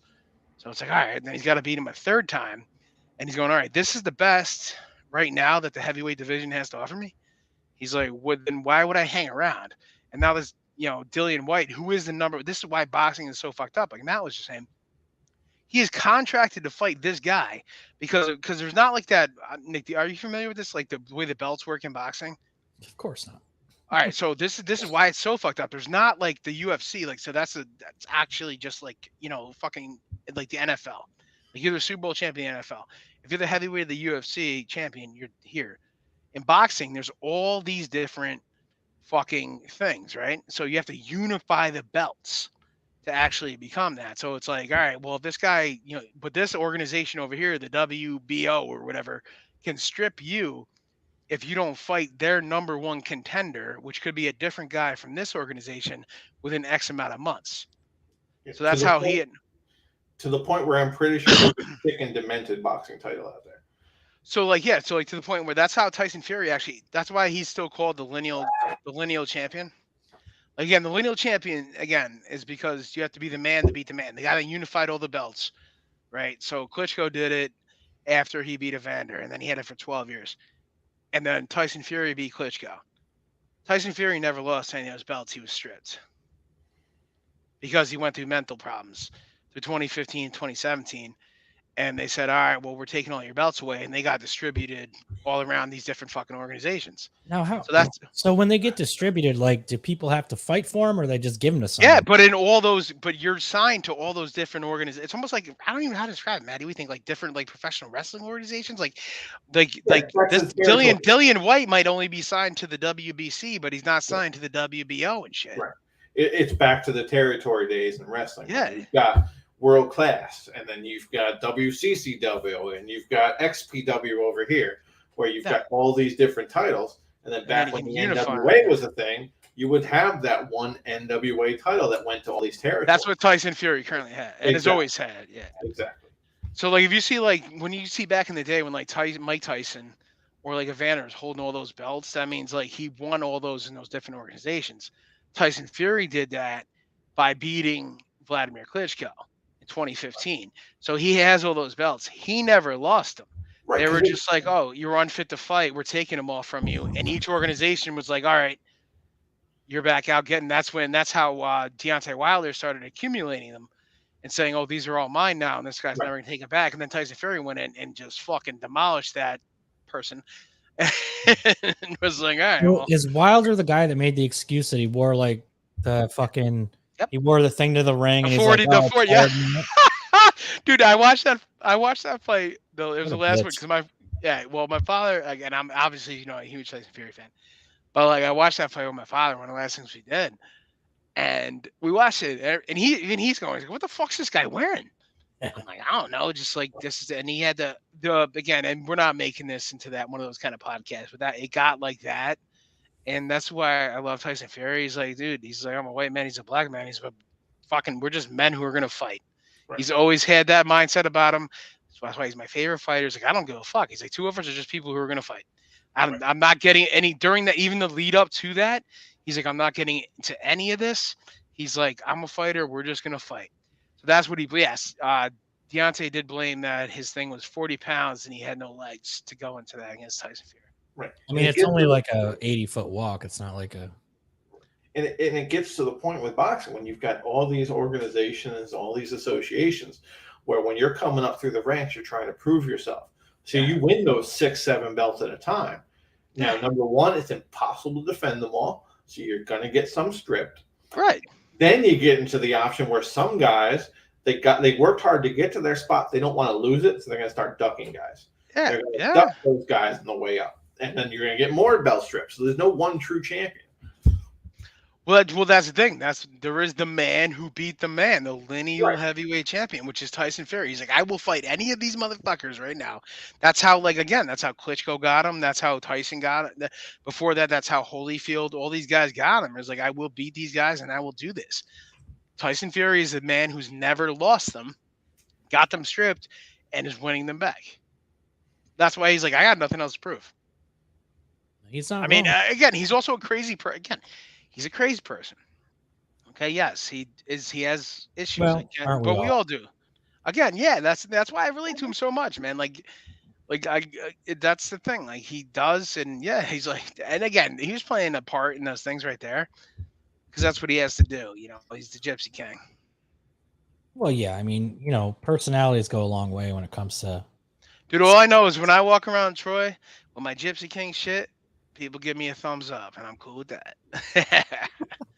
Oh, dude, I got everything, Jeff. Ain't that special? Wait till you're in Fort Lauderdale, and no one's gonna know. What the fuck? Oh, I don't give a dude. And I'll be like, fuck Deontay Wilder. I hope you know you're Spanish. Oh yeah, look at. You realize I'm just gonna have a giant like fucking Hawaiian shirt on, right? Like I'm going straight Shane Gillis. Oh, I gotta take you to Tommy Bahama so you can get a fucking jerk off. The big hat. You get a Panama hat. Yo, you know what? You know that's funny. There's a Tommy Bahama opened up right next to the Improv that's right near my house, and I took my niece to lunch, and I needed her to help me find something. We went to the craft store and stuff to do because we're working on like something for her, and we had lunch at Tommy Bahama, and she's like, "How come all the stuff?" And she's 18. Can I ask you a question? What? Fuck's Tommy Bahama? You don't know what Tommy Bahama is? Well, like the clothing store. I don't know. You can have lunch there. Yeah, there's a bar. There's a bar. The one here has a bar connected to it. Oh. And the food is the food's good, but it's like Demolition Man portions for fucking $50. That's modern cuisine. Yeah, I ain't doing that. Like the tacos are great, but they give you like one of them, and you're like, what the fuck am I supposed to do with this? What am I gonna do with a $50 taco? Even my 18-year-old niece was like, you're gonna cook later, right? I'm like, yeah, fuck this. Anyway. Oh, I can see us running a pod in Nick's backyard with just like steaks on like a fucking grill, just getting real fucking. I got you covered. Dude, you gotta, when Matt comes down, you gotta. I'll buy a grill. Dude, I'm in. Fucking let's. Yeah, I really want to do that. You should hear Matt talk to the butchers. It's like fucking sex.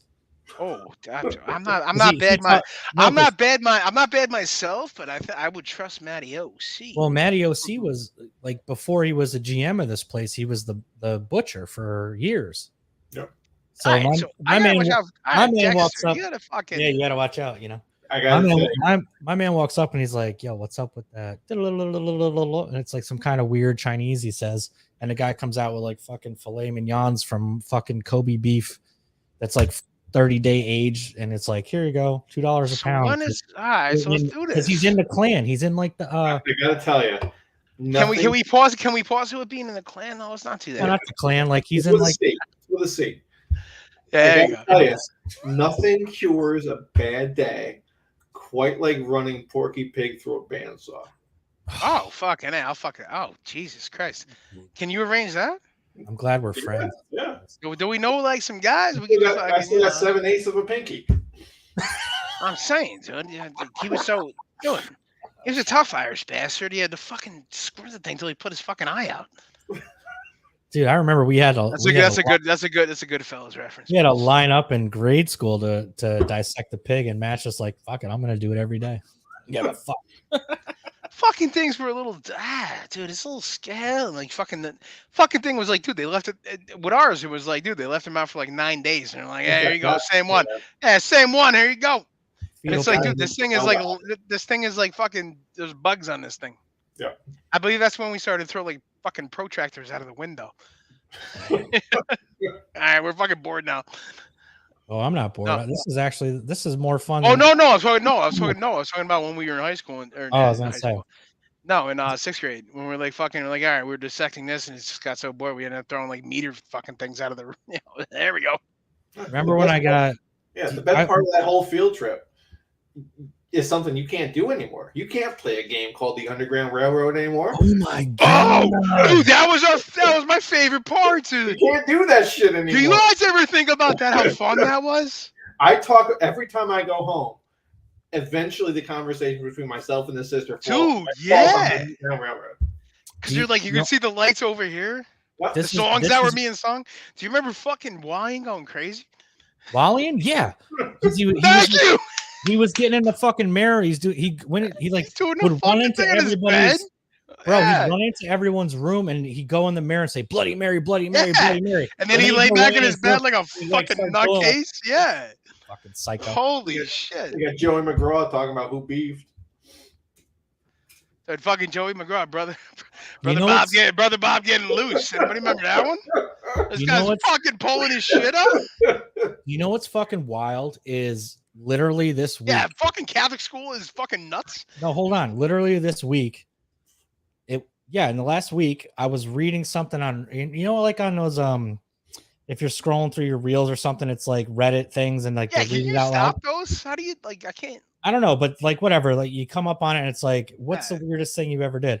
And one of the girls was like, have any of you guys ever like dissected owl shit and pulled mouse bones out of it? And I'm like, We did that on that field trip where Wally was fucking doing a thing and we did the Underground Railroad. And I'm literally thinking about it this week. Like Owl Ort. They call it Owl Ort instead of shit. No. Yeah. Ort was the buckets that all your leftover food goes into. Yes. What the fuck am I thinking of? I don't remember what they call it. Oh, that was the shit at breakfast, Yeah, right? it might be a pellet or something like that. Did you wait? But you dissected like the animals. Like I No, was like, we did both. We did the frogs and we did the owl droppings where you pull out the bones and try to reconstruct what they ate. oh But yeah. The Ort was an Ort bucket where at the end of the meal, your goal was to not have anything in the Ort bucket. Fucking insane. I don't know, dude. Well, maybe it's not insane. It was really funny because Do you think that place still exists? No, called like Nature's Classroom or something. Was it? No. Well, everybody went to Nature's Classroom, but what the fuck was the shit we went to? I Then they had like that. They had because they had the fucking thing at the end there when we're all trying to get back to the place, right? And then they're fucking doing they did like a jam at the end, right? I could tell you. I'll tell you exactly what it was. The girl, I remember it. She had like a white, like a paper whiteboard, and she said, "I just started learning guitar." And what did she play? Brown Eyed Girl. Brown Eyed Girl, yes, Brown Eyed Girl, bro. She played Brown Eyed Girl, and then we did the Underground Railroad. So let's explain to everyone on the internet what the Underground Yes, Railroad. dude, that's 100% Brown Let Eyed. me try. Let me try. Yeah, I'll give you my memory of it. Then Dude, you I guys think we're all in explain the I think we're all in the same place, dude. So the Seriously, Underground sitting there. Railroad was basically on this, I don't know, what was it, 3 or 4 acres property. And What the real one was, or what they did? I know what the real one was. I'm talking about. We brought it up earlier, you dumb fuck. Johnny Balls, yeah, dig it. So they actually, okay, so why Matt said, yeah, you couldn't do that now. There was a game that they played with the kids. We're what, 6th grade, I think? Yes. Yeah, 6th grade, yeah. It was called the Underground Railroad. And the idea of the game was, it was basically a giant game of tag. And you had people that were the slave masters, right? And then you had like, and there was like 5 or 6, I don't know, there was a smaller to catch percentage. motherfuckers, yeah. Smaller percentage, and then everyone else were slaves. And what you had to do, And we had was like, lights and shit.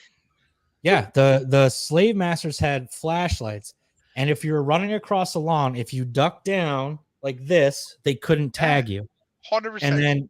And so the idea was to like hide and like get back to like a central area. You're Am I way off? No, you're right close. on. You're close. There's actually like 6 or 7 designated spots on the Underground Railroad that you have to get to. And then you hide get in all the some way back. closet It kind of with went like 12 that. of your fucking friends. And one of the other, one of the camp counselors or whatever the fuck you want to call them comes in and they start doing this skit of, are you hiding slaves? And everyone has to be quiet and they're all ducked down in their corner. And then as soon How as bad they go was away, this? you run to the next fucking spot. Dude, And holy I shit. guarantee you, I like I can't. said, there's no way you can play that game right now. Going- I Nope. lied to every one of those motherfuckers' faces so bad. I going guarantee over- you Nature's Classroom does not exist to this day because some little fucking 6-year-old holy shit. 7 years ago. This could be the best clip we ever did. Right. Because some little fucker 6th grader 7 years ago caught West Nile virus and they never did it again. Because you remember the fucking bugs at that place? Dude, Oh, yeah, the my black- fucking god. Fucking Dude, I sick. thought I broke my ankle like 3 times and like, nah, you're all right, dude.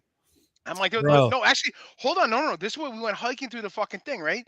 And dude, yep, and then fucking you had to give like a callback word, Yeah. right? Yeah. Yeah.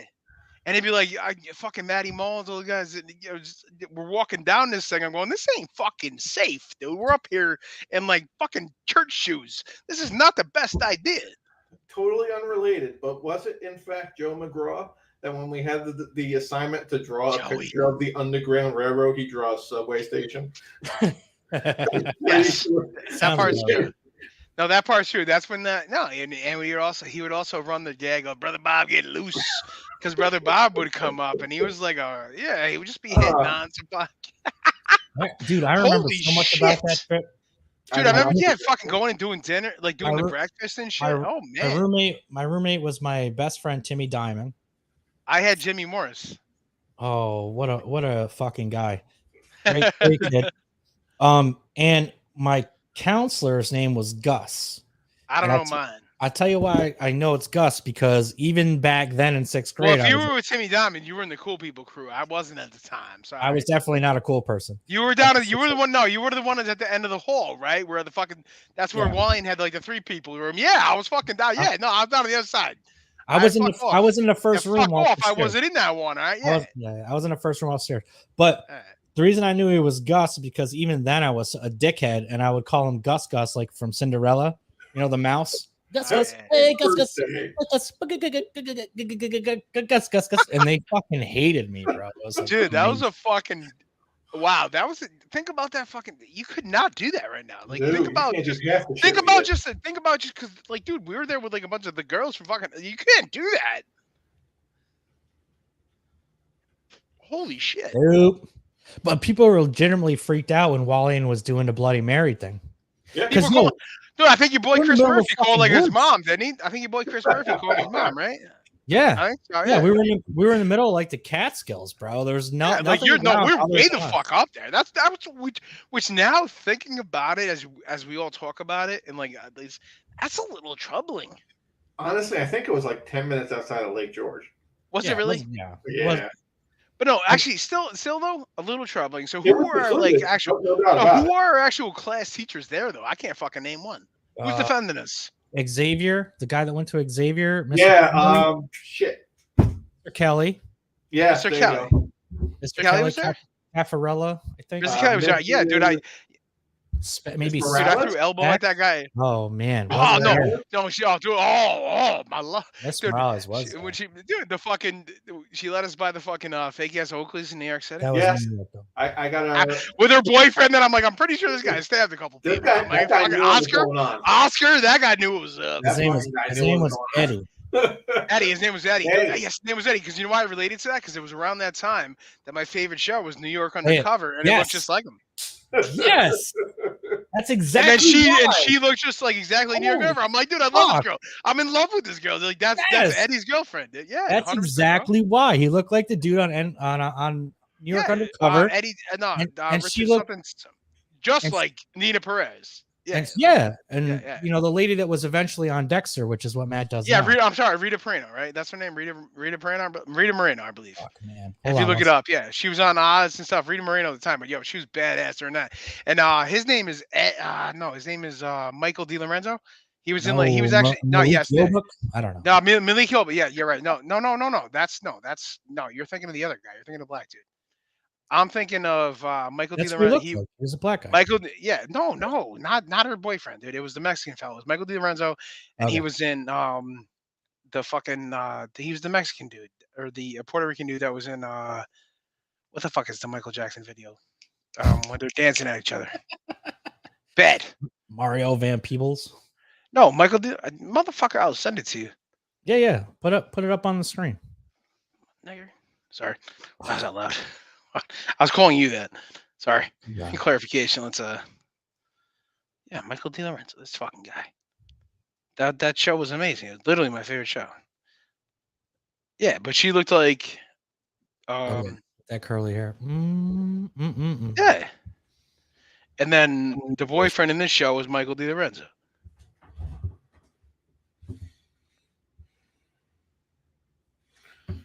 Actually, let's just do the whole fucking thing.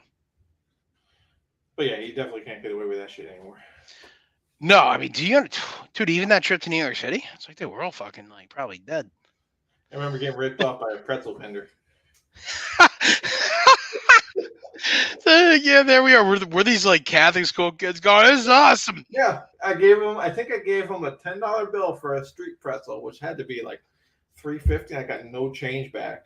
And they were just like, 4'2" me wasn't gonna do shit about it. I'm sitting there looking for Eddie. Yeah, what are we gonna say, right? Eddie. Right. And he's probably in on it. He's already taken like $6. It's on the take. All our fake Tommy Hilfiger watches and shirts.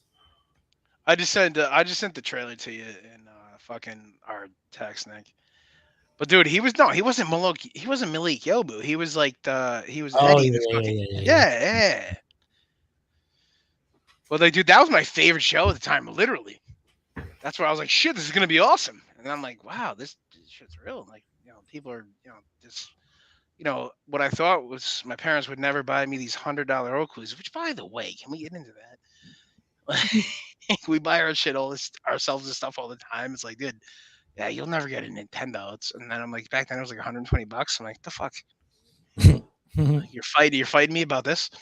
It's like you're putting a skylight in this motherfucker. I remember on that New York trip, Mr. Kelly was eating pizza and he dabbed it with a napkin, and like it was almost like the record stopped because like we're all. You do that to this day. Well, did he have like wasn't he like a little weird though? Did he have like the collar on or something like that? Weird. He had like kind of a weird shirt on. Yeah, he'd always wear like a Tommy Hilfiger shirt with a collar. With like this, yes. So it was like the dark, like a hot jersey kind of rolled up, right? Yeah, like navy blue and like yellow and like red. And he'd talk a little bit like this, and yeah, when we're sitting there at the pier, and he gets pizza, and like there's a bunch of us in his group around him, and he starts dabbing his shit, and we're all like, "Fuck's going on? What are you doing?" Oh, it's because his stomach's greasy. Yeah. To give you a time frame of this, we all went to, I think it was either lunch or dinner at Planet Hollywood. That's right. Oh shit! Yeah. Wow, Matt, you're blowing my fucking world right here. Yes. Yeah, we had to pick like chicken tenders or hamburgers or something. Yeah, you had to actually pick the That was dope, and they sat us in that corner. Dude, holy shit, dude. Honestly, I never even thought about it. Wow. Was that the same day we went to the Bronx Zoo and we all got fucked up because we were doing dips? Yeah. No, that had to be high school. No, high school was when we went to the Bronx. We went to the Bronx too there? I think it was the same trip to New York City. Really? I think our first stop was to the zoo. It must have been. Because I don't think we went more than once. No, we went to the Bronx to our senior year in high school. Senior trip. Yeah, we went there. Yeah.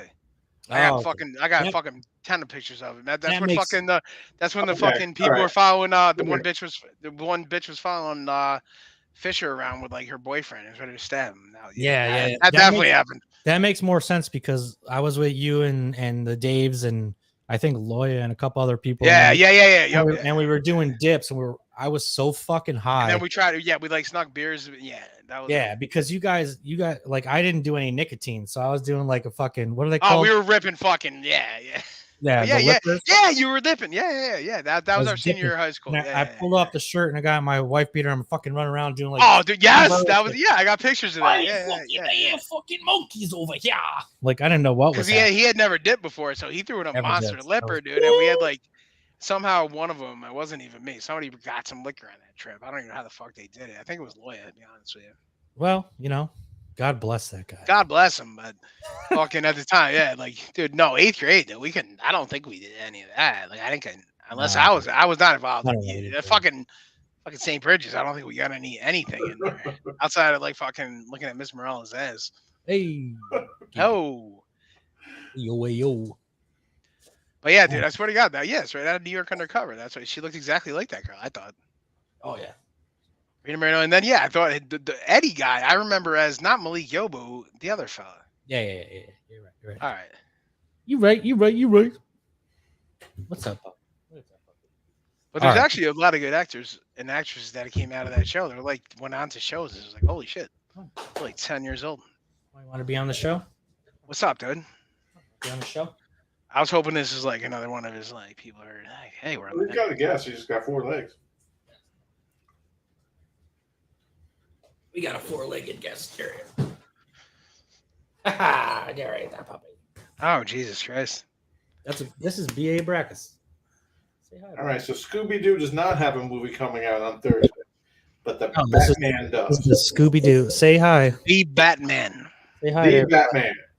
The motherfucker, you better, Nick, you better say the Batman and put some respect on Robert Pattinson's name. Say it louder for the people in the back.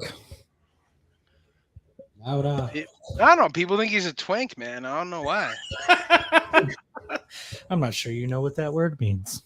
I think you'd be surprised. But I'll tell you what. Let's run the trailer and I'll take this dog out. Because I know at least 2 of us have tickets for Thursday at 3 p.m. Oh, hold on a second. My production skills are lacking. Share the screen. All right, dog. I'm gonna take you out in a second. Chill. Yeah, I'm gonna watch this and then do the same. Take a pitch for it. Oh, so good.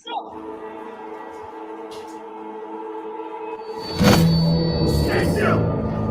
Get out of here.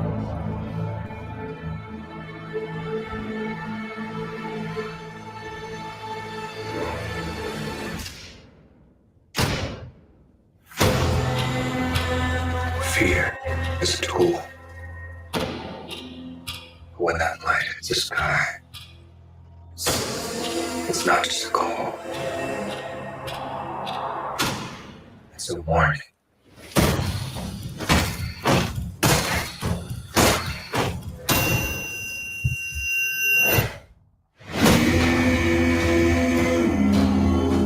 I've been trying to reach you. Martin, God! This is about a game, and rhythm's to match. I can take care of myself.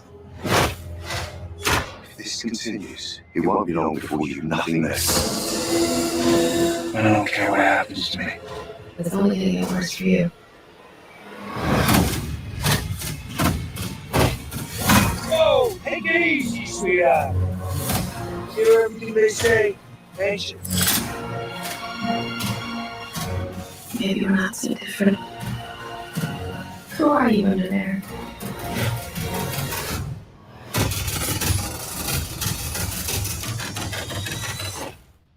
I'm vengeance.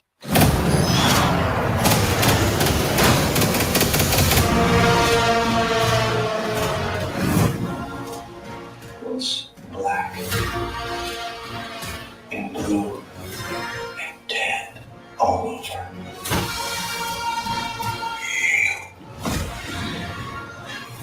Take it. I got you! I got you! He can't give that up.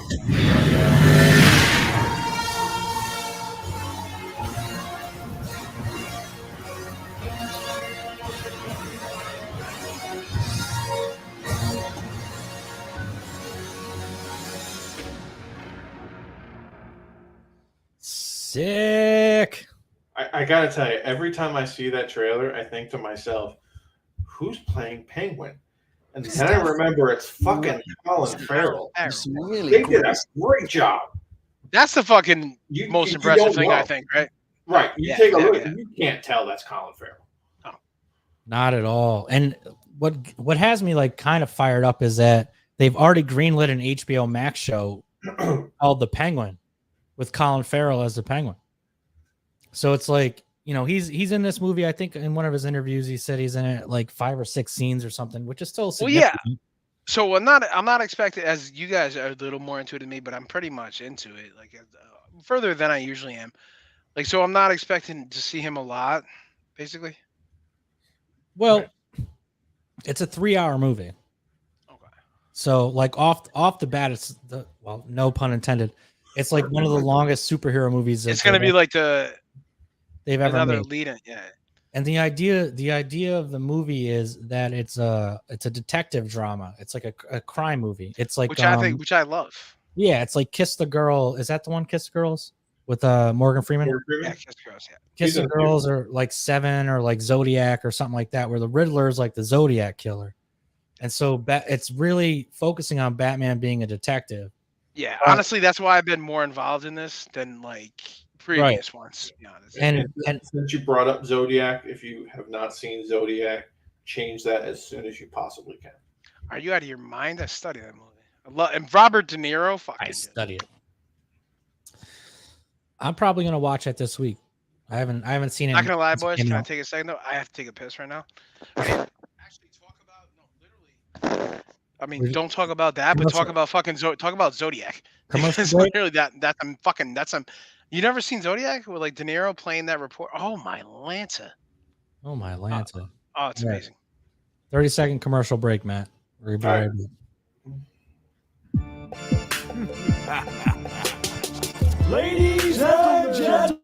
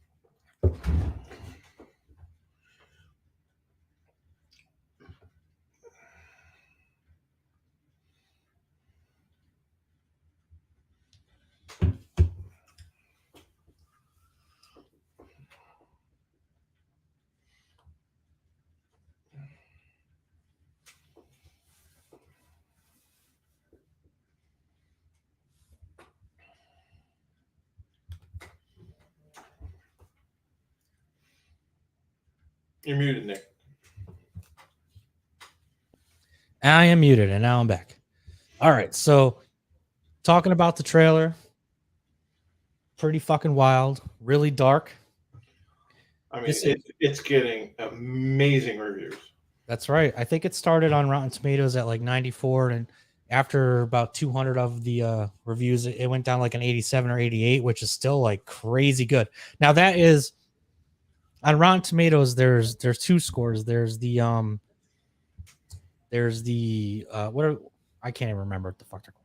There's the what's the word I'm looking for, Matt? There's a critics, and then there's a critics score, and then there's a general audience score. Basically. And usually on most movies that have like a comic book theme or whatever, the critics score is usually really low compared to like the regular people score. Like for example, Uncharted, you know, I haven't seen it. I saw some of it. Looks all right. But it's got like a 90 something with the general audience and like a 50 with critic, but it also made like 3 times the amount of money that they thought it would. So it's hard to really gauge it. But that being said, this movie has like an 87 critic score and like I guarantee on Thursday when it comes out, it's going to have a 95 to 100 when it comes to people.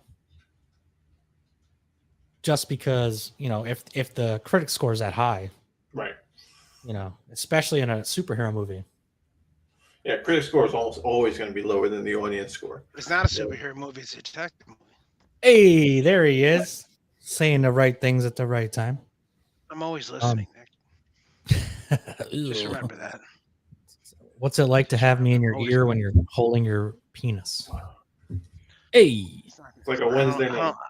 Personally, not like everyone is, but Maddie's talk is, you know, brings up a little more flow. He has that kind of voice. He does, yeah. It's very one of the things I'm really excited about is me and Matt have had this conversation over the last 12, 14 years, or whatever. When did Batman Begins came out 2005, and Dark Knight was 2008, and since then, like I liked both of those a lot, obviously. But then when the Dark Knight Rises came out, I was kind of like annoyed because Batman took 8 years off because he hurt his knee or some bullshit. And that's not Batman. That's not what Batman does. So I've had this conversation with Matt where like I don't really feel like those were really good Batman movies. They're really good movies. But as far as like a comic book version of Batman, I don't think they were really. Well, that's the thing. You know, Nolan wasn't trying to make the comic book version of Batman.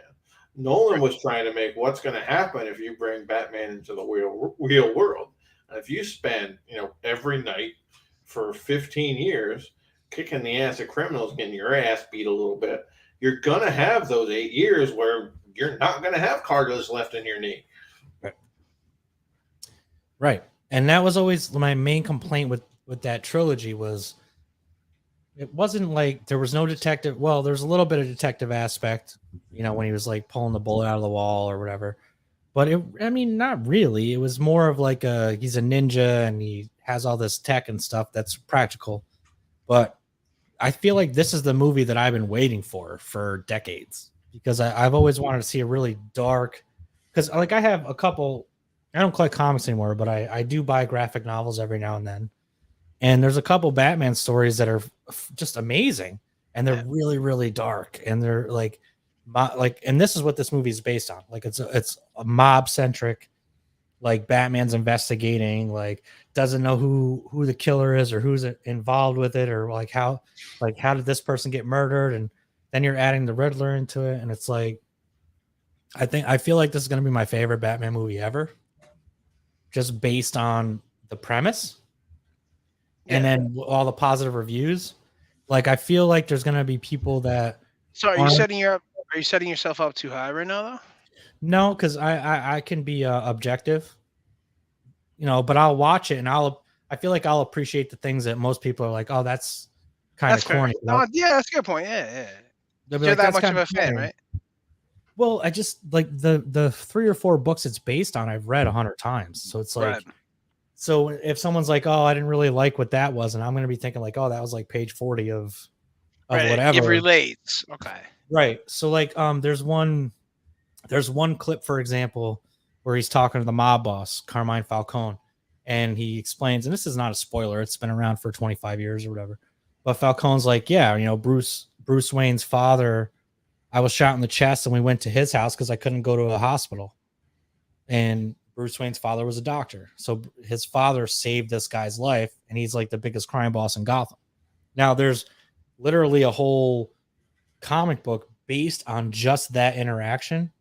So to see that scene, even though it was like 30 seconds long, it's like, fuck, man, that's like word for word right out of the connection. Book. Yeah. And so I love that. So I'm really looking forward to it. And what do you guys think? Oh, it's like you said, we haven't seen the type of movie where it's so focused on the world's greatest detective aspect. Right. This almost comes off as a crime thriller with Batman in it. Correct. Yeah. So I think it's going to be interesting to see, where they, number one, with what they do with it, but number two, where they go from here. So, I mean, like you said, green lighting that Penguin, series on HBO Max, you make it, anything as good as Peacemaker was, and I'm all in. Oh yeah. I think I remember reading Colin Farrell was like, he was upset because it's PG-13. You can't smoke cigars or cigarettes. And I read that. He wanted him to smoke a cigar, right? Is that what it was? Yeah, because the Penguin always has he always has a cigarette or a cigar, and but it was a weapon at some points, right? Correct. At some points, if I'm wrong. I'm sure. But he would take something and blow something in somebody's face. But yeah, there was always like that. Like it was a long thing, right? And then it was either a cigarette or a cigar. But yeah, I saw that. That actually made mainstream news as to like they wouldn't let Colin Farrell do that. Right, because with a PG-13 you can't smoke on screen. There's like a couple dumb things. It's like you can't smoke, you can't see blood. But I mean, look at that. Back in the 50s, like they were promoting it. Going, hey, yeah. What the fuck? Yeah, and now the people, but on the HBO Max show, HBO Max will be holds barred. You know what I mean? Be blood. Dude, I mean, you go into like a fucking HBO Max Hulu, dude. I mean, Tommy Lee's dick's talking. I was trying to catch Nick there as he was drinking. Middle of my beer, I was trying to catch him. No, Tommy Lee's literally. You haven't seen that yet? No, I'm not. Have you watched that? Well, obviously I didn't watch the series. I'm going to. Let's be. Just watch that clip on repeat. Oh yeah, dude. I'm fucking doing it right now as I'm looking at the two of you. He puts it on mute. You're more handsome, Matt. But yeah, as it's going on right now, it's talking to me right above. Trying to beat Tyson Fury's fucking jerk off record for the day. Oh, dude, I'm already at 19, boys, and I work today. So what the fuck does that make you feel like? Yeah, there you go. Makes me feel like my arms still work today. Bottom of your desk looks like Hal Cameron's. What? Oh, come on. That's a highbrow joke. The bottom of my desk. Yeah. Speaking of which, fucking Hal Cameron's another one. I was just thinking about the boomerang I lost. I was very upset when we went to Hal Caverns and I had a blue boomerang that I bought and I threw it, and I went in the woods, and then someone stole it. So, by the way, can I get just so did we figure out where we went like on that camping trip, whatever the fuck that thing was? That was what? Nature's Classroom. No, because then there was always 5 rivers we had to do every year after that, where we just walked down the stupid same trail, right? There's 2 different places, I think. I think you're thinking of Catskill Game Farm. No, that fucking yeah, fuck the llama. What do you want, dude? In 6th grade, just took that some bitch out of his misery, or maybe he took me. I don't know. Where a kid can be a kid. All right, so I had like this whole thing with random Batman villains, but go for it. Why not? We got let's say 10 minutes. I don't want to go much over 2. So here we go. I'm gonna drop these pictures. What are you paying for this? Yeah, but I just I pay for all of it. Where are you at? All right. You better ask about I'm gonna put up a picture, and then you tell me what you think the guy's power is. Power. And what his name is. These are Batman. Oh Jesus, Matt's gonna beat me at that. What the fuck? Matt, you want to go? Who's going first here? That's the. I'm sorry. That's the Walmart version of the Kool-Aid Man.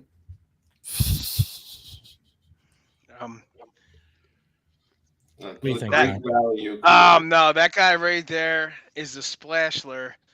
Splashler.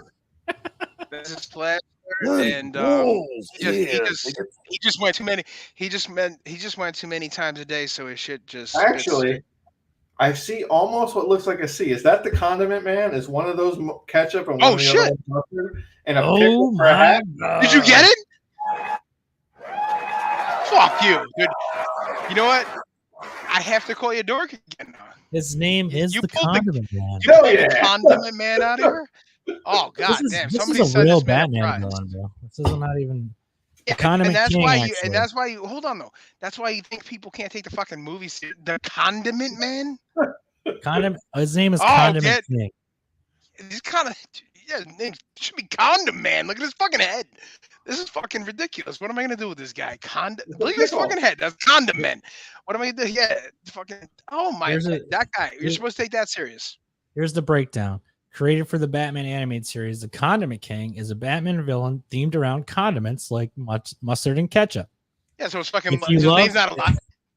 If you love pun-themed villains, you will relish this guy as he uses a variety of bad puns. Next. Get it off. Okay. All right. We'll move on. Get off. It only gets worse. All right, here we go. What in the fuck is this guy doing? Okay, all right. So, all right. So that brings me back to classy Freddie Blassie and the Pencil Neck Geeks. Hey, is this guy? All right. I'm trying to like look at the picture here. Like, I know we can't do this as a team, or maybe we can. Matt, he looks like he's kind of. Yeah, is he like? No, he's dead, right? Is that a holy shit? He's a pencil man. That's a pencil. I'm going with the eraser because there's sections of Batman and Robin that are missing. And then look at his. Wow. That's Eraser Man. Yeah, that's Eraser Man. Look at his dick's. This shit. No, look at his. That clearly. Look at this fucking thing. That's definitely it's a pencil. His name is 100% the Eraser. Wow. All right, you're not gonna. How long have you been in that house? All right, we got. What we got? This is. I love this. This is gonna be great. I don't think that is Al Pacino. That's the crooner. What's a crooner? Is that serious? Yeah. And then again, like no, the crooner. I know what the crooner is. So this thing to me, if he's writing the crooner, no, he's not right. Okay. Hey there, Little Red Riding Hood. You're such a. Is this the Big Bad Wolf? That's a good one. It's a wolf man. That's a Big Bad Wolf. Why is Aaliyah standing behind him? Is it Jeffrey Epstein? Hey, no. No, seriously, it's kind of a bad picture, but you might get it. Look at the chick to his left. Nicki Minaj is right there. That this is clearly Rob Kardashian. My next guest is going to be Frank Sinister. That's what Al Pacino. Hey, ooh-ah. Ooh-ah. Well, he's got a skull in his head. This guy is called the Karaoke King. Oh, we were close. Yeah, he's the fucker that hangs. Yeah, you're friend. No, you're friends with this guy. He's a legendary fellow that hangs out at Phillies. I know about you. This guy's in Maxie's 4 times a week. Yeah, exactly. Yeah, same guy. Yeah, What's his name? Yeah, and he always sings the legendary fucking weirdo, right? Yeah, it's like, all right. Oh yeah, that guy. That motherfucker. What's his name? I don't know. Not that I give a fuck. I'd rather not say it. A lot of fuck that guy. Sinatra. Right, Yeah, so he he's just like hard, grabs. Oh, that's Egghead. That's Egghead. That's Egghead. Don't do that again, dude. You hit me out of nowhere on that one. I'm sorry. How do you know who that is? Egghead? That's 1960s Batman. But why do you know? 1960s Batman I've watched? I know a lot of. The most embarrassing thing about this is guess who plays him? That's Vincent Price. God damn it, Matt. We need to take you on a fucking. No, yeah, let's win tournament. some money on this motherfucker. We're gonna pimp you out. Oh, that made me laugh. That was fucking amazing, dude. You bring that back up, I'm gonna laugh. Find out more of these toy things. Let's keep this going. That shit was hilarious. Fucking guy. But his whole thing on the show was he made egg puns. Yes. I'm sorry, what? He did what? Yeah. Yeah, he did. Like jokes? Yeah, like so he'd be like, I'll scramble you, Batman. Oh my god. I'd love Or this is such a this caper is so hard boiled. I don't know if he actually the time to be able to write that is pretty amazing. I mean, it's pretty bad. I watched. No, but I'm saying like I can get away with this and just that'll go. Can you imagine in like 1965? You're writing this show all and you're dead. like, people will really love it. If we're writers on that show, we're all dead because it's gonna work and we'll just be like, egg scramble. I mean, every drug you have. Like, it's time to go. Let's scramble. And you're like, fuck, man. And actually people like the president. And then it's like, oh shit. And then it's like, oh shit, they bought that? Yeah, the president of the company was like, that's more cocaine. Like, what? Oh, fuck, dude. Like they actually went for that? All right, fuck it. What can we come up with now? Actually, it's kind of like that nowadays in some aspects. Fucking Vincent Price playing Egghead. That has got to be the biggest surprise. No, that's a good question. No, because I think actually, if you bring that up to Maddie, I bet he might have a couple that can come up with it's like this person played this, and then you're like, it's that motherfucker. Well, I bet there's a lot of them. I suppose. Movie wise, you know what I'm saying? Like, oh, this guy actually. For a lot of people that expect, like, oh, this is the person that played this person, you know? John, please explain. Well, no. Well, like, I mean, throughout fucking, don't shake your head at me, dude. I'll slap your glasses. No, I was shaking my head at the explain. Oh, did he do? Oh, this. No, I was about to say a bad word right there. I have to catch myself sometimes. No, just like people that earlier. I hope this goes over easy. I'm going to over ease your mouth in about 5 seconds. Johnny Balls, yeah, dig it. Oh yeah, you're gonna dig it. 3 knuckles deep. Anyway. No, anyway, what I was referring to here, if you can do it again. Is he gonna do it again? No, I'm good. No, like I'm just busting balls. No, like just like the fucking, option of like who played who, like throughout movie. It's like, oh, that guy really played that guy. Like I think that would be like an interesting thing for all of us to think. It's like, oh, back in like '92, did you realize it was that actor that played that character? That's a good. That'll be next week. Let's do our. Oh, no, we're just talking. No, I'm saying like that's a great like thing to like a great topic. So next week, let's do that, like unexpected cameos or whatever. And I'll pull up like we'll do a longer segment. We'll do like a 15-minute segment. We'll do like 10 of them. Like you'll never guess who this is. Oh yeah, that kind of shit. Yeah. Well, it just made pop my head because I would imagine there was, did you know who this guy is? It's like, no, it's a stupid face. I couldn't believe it was Vincent Price, to be honest, because I was like, oh my god, this guy's like such a prolific. I thought it could have been you. I thought it could have been you for like 5 minutes. Dude. Fuck out of here. Well, I mean, I kind of look like an egghead. Maybe my head's not quite big enough, but Well, I don't think that's his real head, Nick. I think that's a prosthetic. You sure? Would you say it was? Don't Can't say think it. of it. I was waiting for it.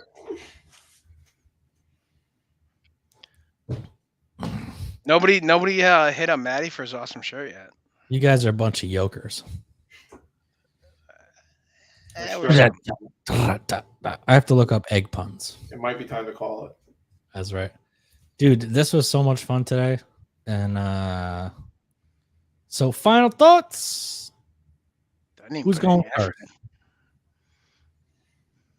Yeah, I didn't have anything prepared. Yeah, I didn't bring any effort here, and this was good. I thought. Yeah, but not final thoughts are never prepared. You just gotta fucking do it. So who's up? Johnny. Boom. 30 seconds. Go. Final thoughts are never prepared, but hi, I'm John. You can talk about the episode. It doesn't have to be like some prophetic bullshit. Oh, thanks. Can I talk? No. Anyways, no. Always glad to be here. Always glad to be here. I talk some shit. People think I speak my mind, but it's not my actual mind. I actually like to listen to everything everybody says. I think that's the goal of what we're doing here. We just try to entertain, bust balls, talk to my friends.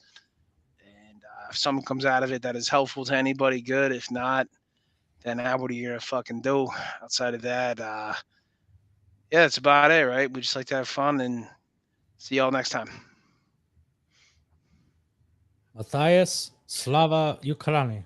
Yeah, I think, I hope you guys had as much fun listening to us bullshit as we had, spreading it.